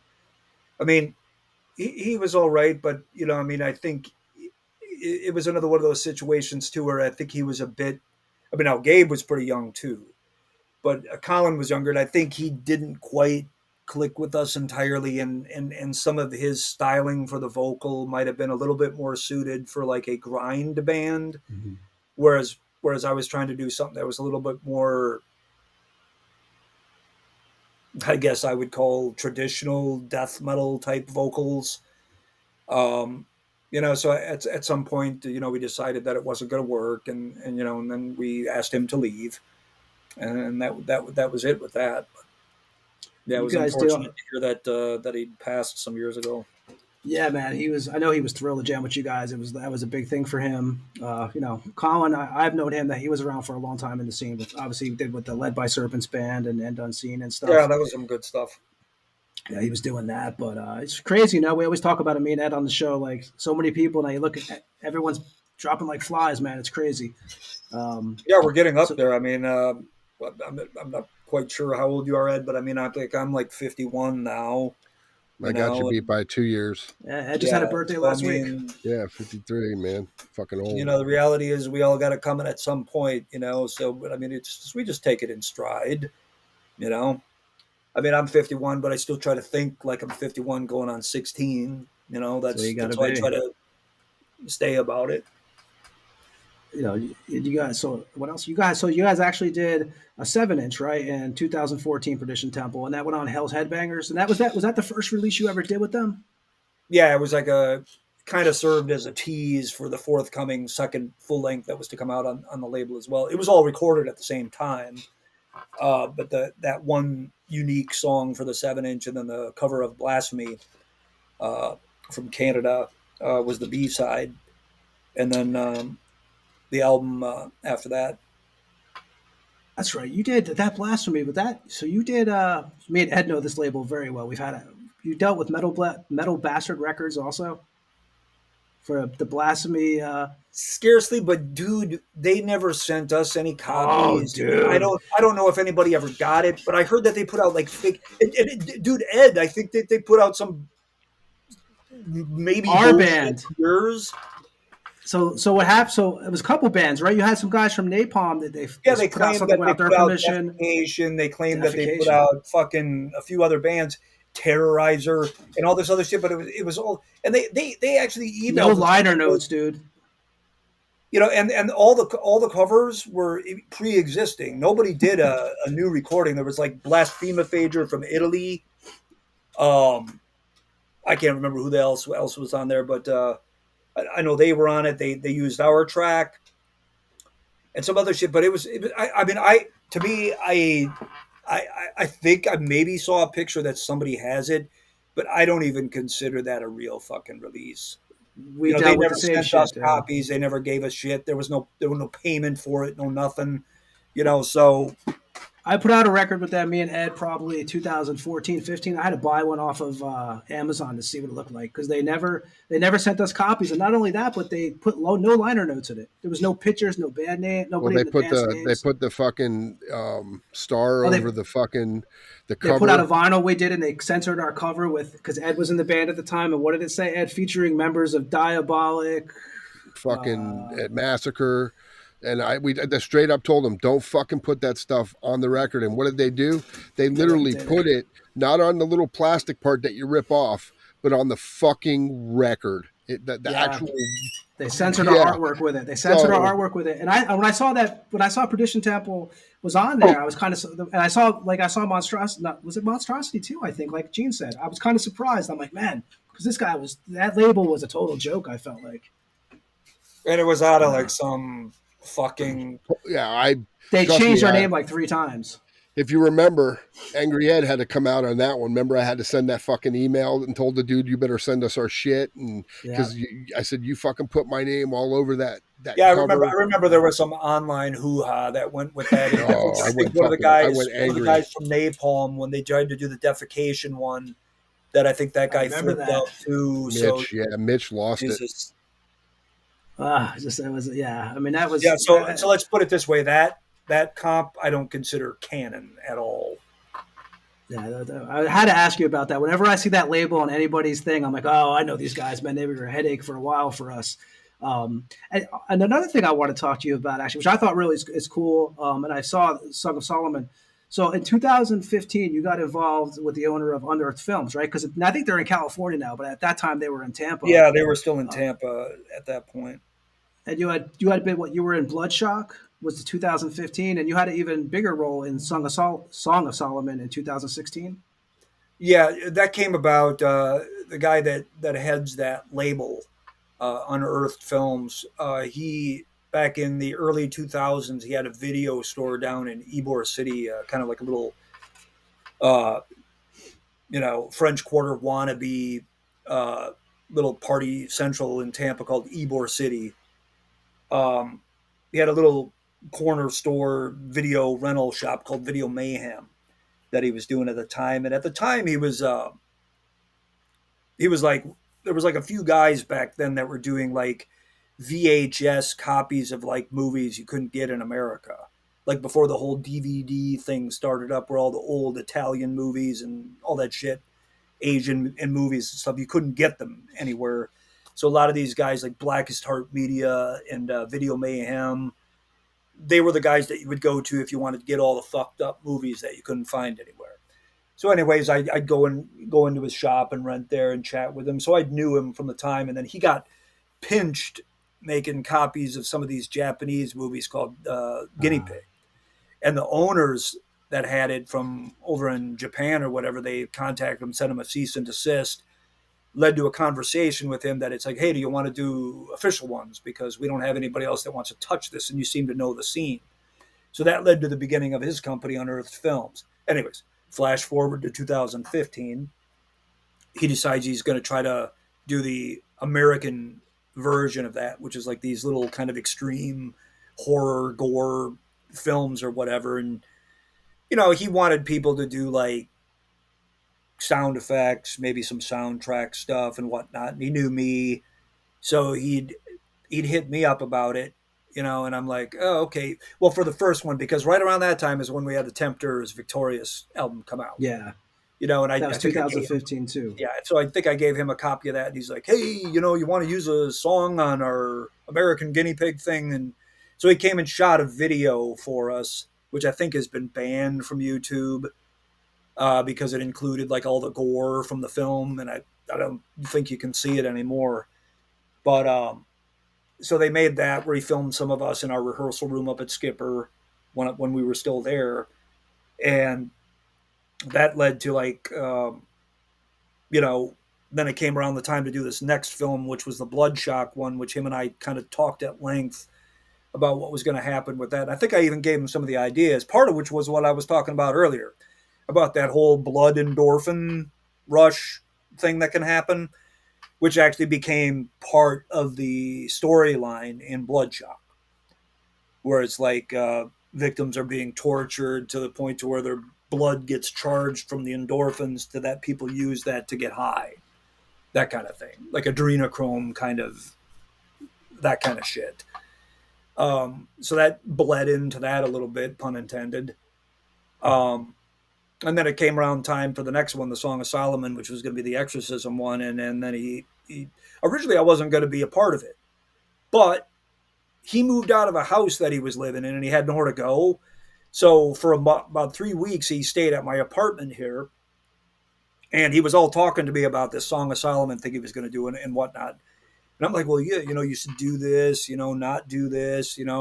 We sat around watching every fucking exorcism and omen type movie that we could to be like, oh yeah, do this kind of shit. And then eventually it came around that he's like, well, why don't you be this priest?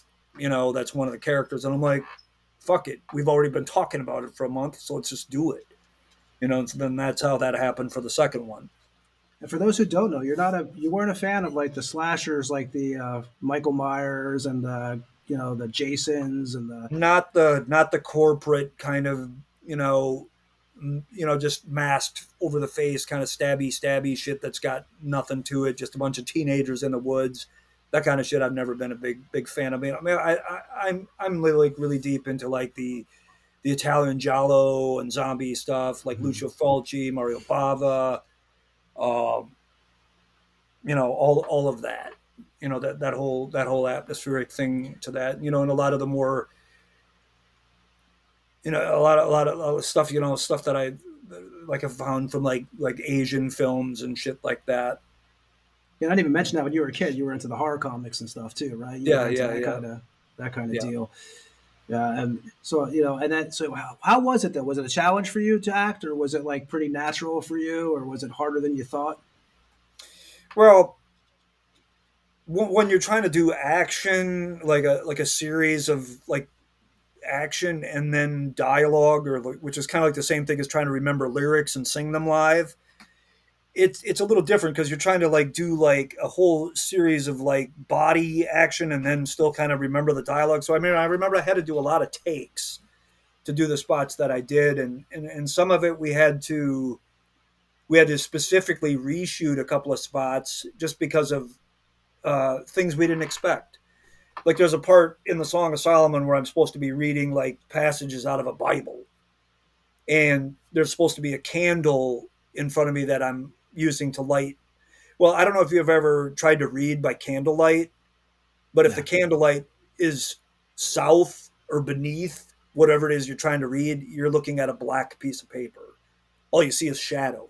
So it couldn't work. So in the original takes, I'm trying to like say all this religious mumbo jumbo, and I'm like, and it turned into a bunch of ums and ers, and it was horrible. We couldn't use it. So I'm like, why don't we try to reshoot this get me somewhere where we can have some kind of lighting that you can adjust the coloration later, but to where I can at least read the shit that I'm supposed to be reading and make it, a better performance. So we pulled it off, so you learned a lot of things. And compared to recording an album, like when an album, you got what, maybe when you distill it down, you've got a couple of guitars, a bass guitar, a couple of tracks of vocals, and they can narrow the drums down to a couple of master tracks. So you maybe got 10 or 12 things you have to deal with to mix to make a musical album.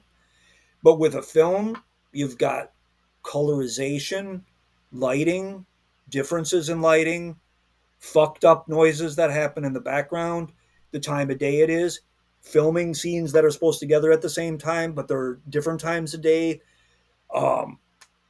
making sure people have shaved and that their face looks the same as it did on the day before. That's the last scene, yeah. And then mixing all of that, mixing the soundtrack, mixing the dialogue, doing corrections, having people come back and re-record dialogue, and then editing that to fit the lips to the original performances. So literally you're looking at 1,000 different things that go into the mix of making a fucking film. And even on like a low budget scale thing like this was, I think the budget was around $50,000. It was a mammoth undertaking. This is considering that the crew equates to about 10 or 12 people. But are you done now? You think you'll do it again?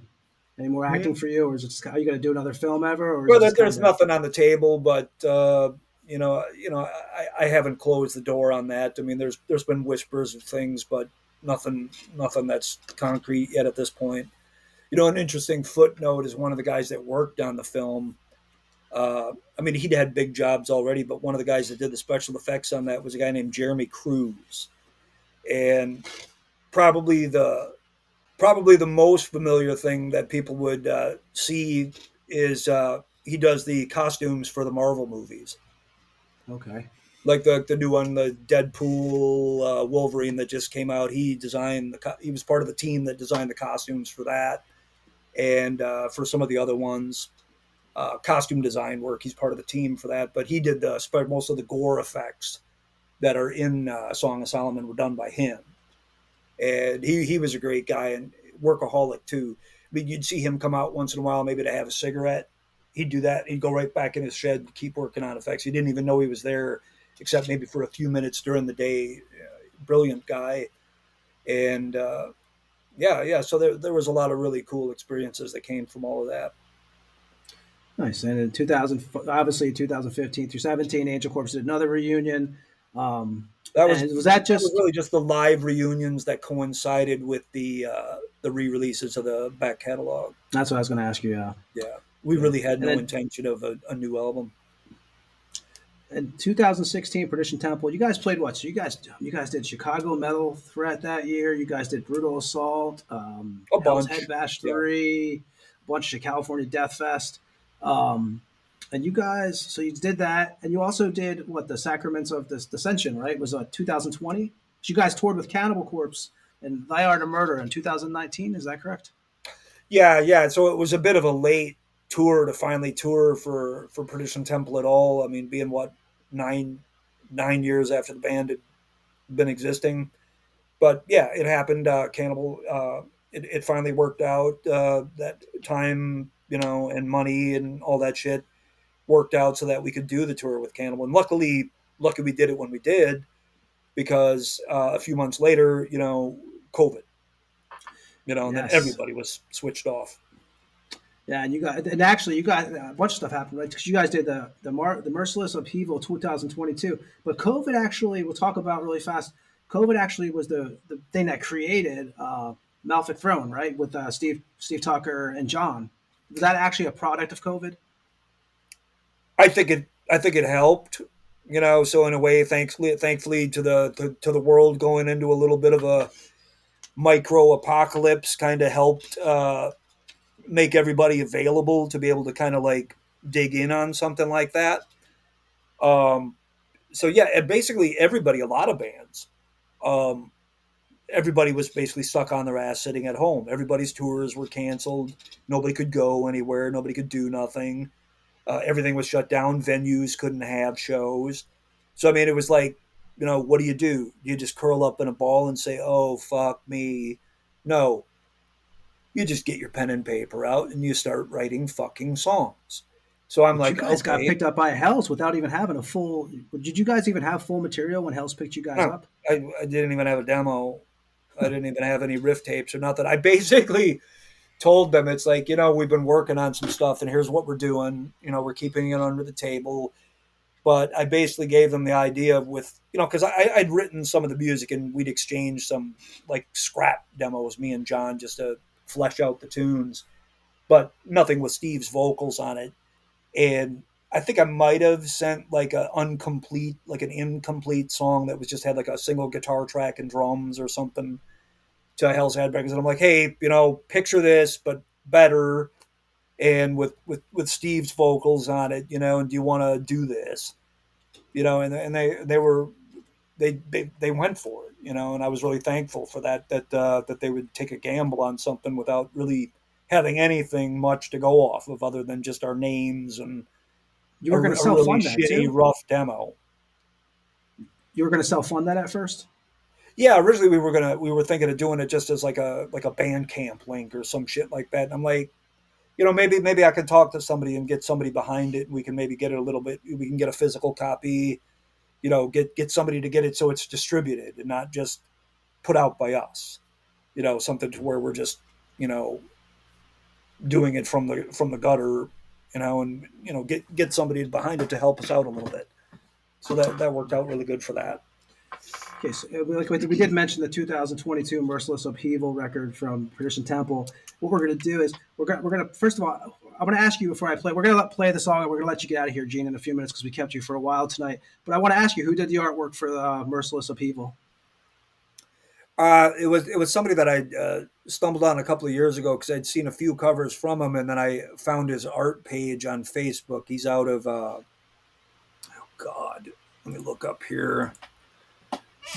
And that was another one. I know you talk about delays. So I know you guys had the CD come out, right? The tape, but I think a year later the vinyl came out for that. Yeah. I mean, there's delays. a lot of that right now. I think it doesn't say what country he's from. It's a great piece of artwork. It's somewhere over in the Pacific Rim area, I believe. But I was just trying to look on Facebook where it's from. I can't remember what country it was exactly, but I think it's somewhere.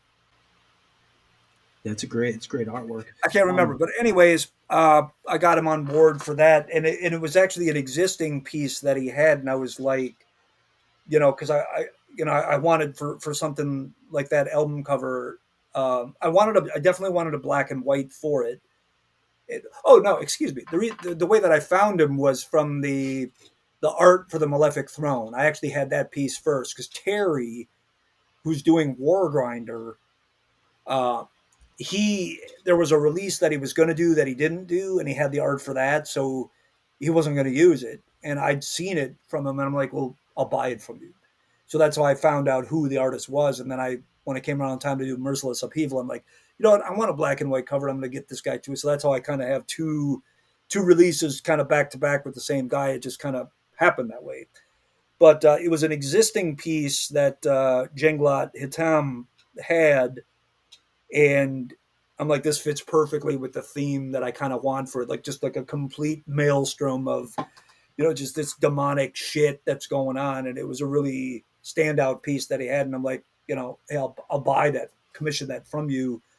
And I've also had him do several other pieces for T-shirts and insert art also. Really great guy, and he does it really fast. Those pieces that he does, as detailed as they are, he does them extremely fast, like within less than a week. Nice.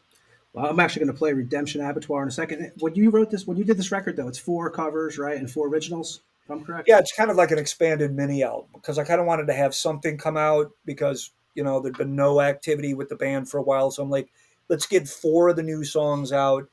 And I kind of had some bucket list songs that I wanted to do as covers, like Infernal Majesty and Shub Nugurath. Pestilence. So we added a Morbid Angel song and a Pestilence song too to make, just to fill up the B side. But so that's the story with the track selection on that. Okay, well, we're going to play track. We're going to play Redemption, Abattoir, and then we're going to come back and say goodbye to Gene. Let me see here. So Perdition Temple off from Hell's Headbangers off 2022. The record came out, and it is Redemption, Abattoir. We'll be back with Gene on the Tampa Morgue right after this track.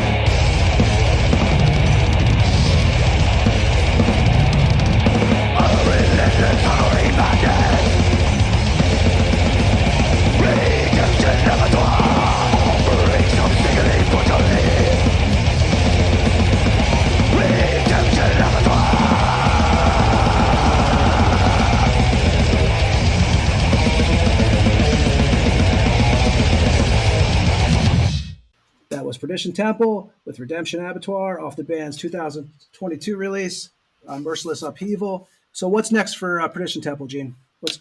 we mentioned Swarm Fest that's coming up, but what else you have? You guys got a new record you're working on? Yeah, I'm about to go into the guitar tracking for that one. I mentioned earlier that I'd finished my guitar tracking for the Malefic Throne, and next up I'm going to be doing all the tracking for the songs. Ronnie's drums have been done for a long time for this new Perdition Temple album. Is he recording at home, Ronnie? Yeah, he's got a whole home studio set up. It's brilliant. So he's able to do all of his editing and recording of his drums there.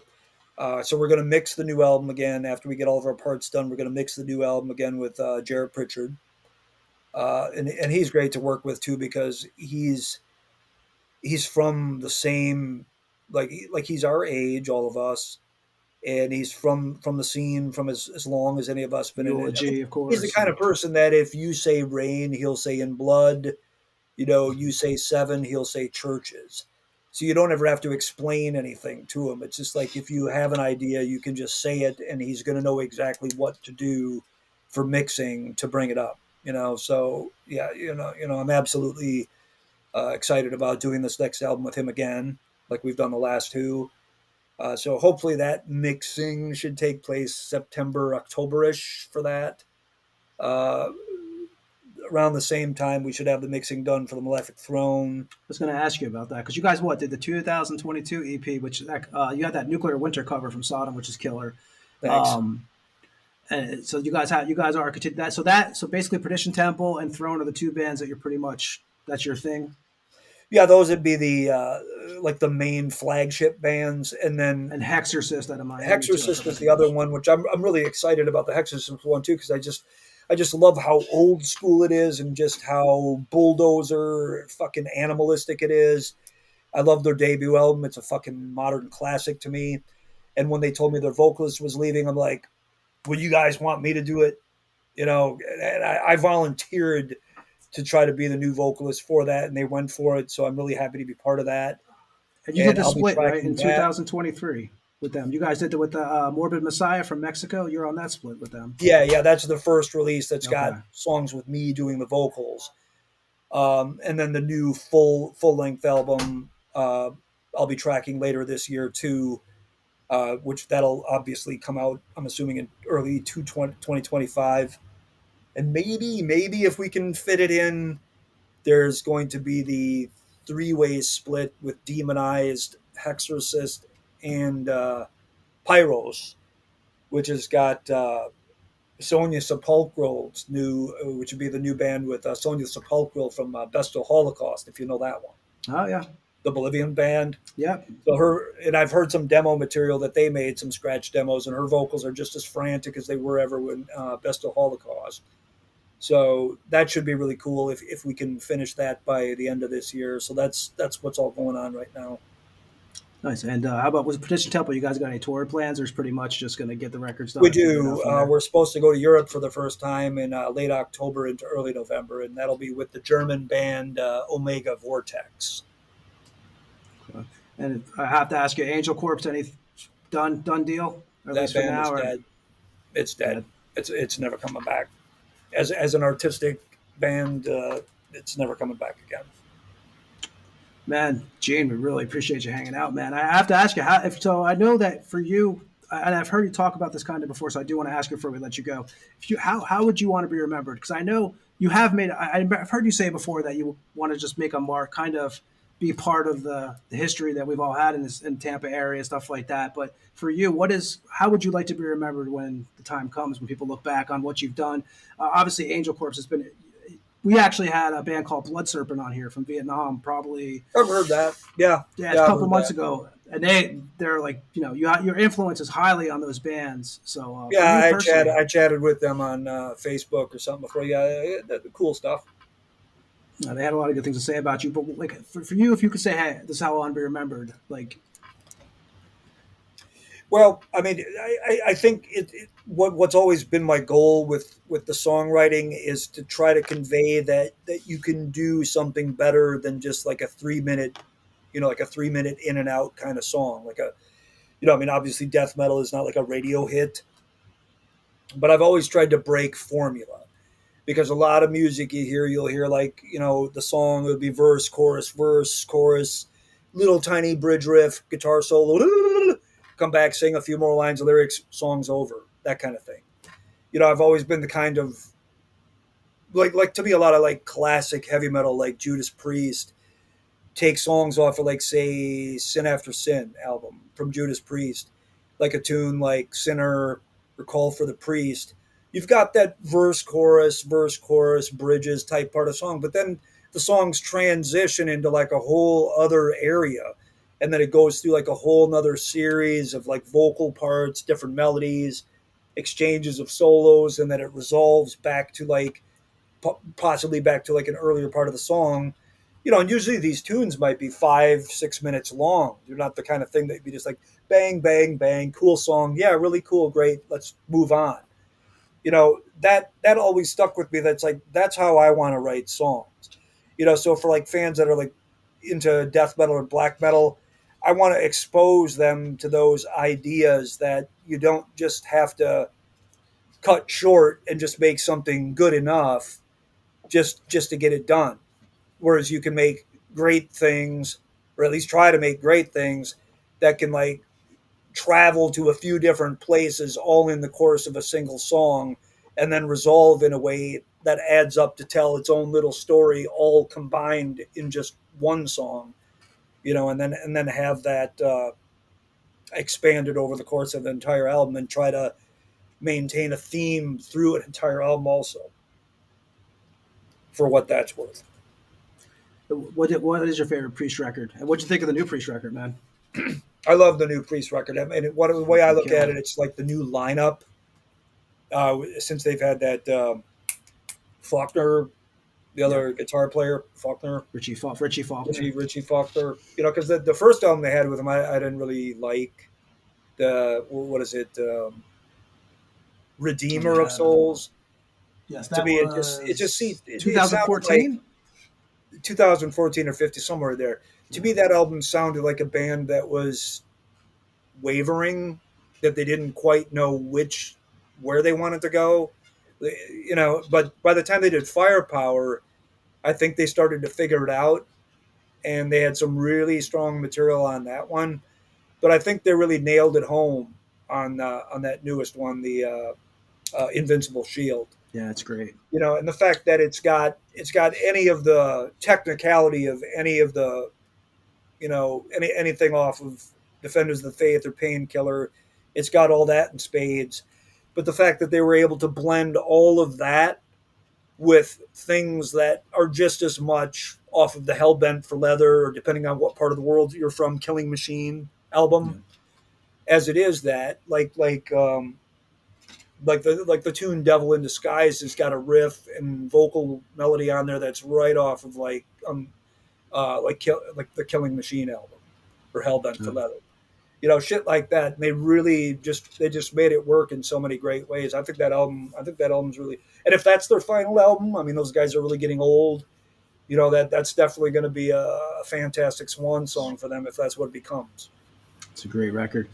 Man, Gene, we really thank you for hanging out tonight, man. I know you have a busy schedule, man, but we want to talk to you for a while. Like I said, I've been following. I can't think of a time I probably didn't see Angelcorpse when I had an opportunity. I know Ed's played with you. We were talking about you a couple weeks ago when you guys played Maryland Death Fest. Ed was actually telling me how the set was fucking killer. We appreciate you coming on and hanging out with us, man. Yeah, man, it was really cool. Really cool. Thanks a lot. Thanks a lot for this. Yeah, we're looking forward to seeing you. Actually, we'll be playing with you on Swarmfest. I believe we're playing on the same night. I'm pretty sure. And we're going to say goodbye to you when we hang up here, man. Is there anything? So if anybody who wants to find anything Perdition Temple, go ahead and whatever links or areas that people want to find some of your stuff at who don't know. Well, yeah, the obvious ones. I mean, we exist on Facebook and Instagram as far as social media. Other than that, there's just like the general contact for the band is the email, which is the perditiontemple@gmail.com. But other than that, most of our merchandise I now have our independently produced merchandise and the labels merchandise. Most of that I have go through the Hell's Headbangers now. We still have our perditiontemple.com website, but we don't use it so much anymore because most people use social media now, anyways. It's a different world, definitely, man. And Ed, so anything else? We got what? Where can people hear our show, Ed? What's the spiel? Anywhere there's podcasts, man. Apple, Spotify, Amazon, I guess. I heard that's another one that people have been listening to. That's a new one. YouTube, we put it up on YouTube, even though there's no video. We still put it up there because people like to go to YouTube. Thetampamorgue at gmail.com. And yeah, Facebook, sort of. Yeah, kind And of. Instagram for sure. I mean, Instagram's great, but Facebook's been taking off, so we're doing pretty good. Yeah, man. And, anybody who listens to us, we do appreciate it.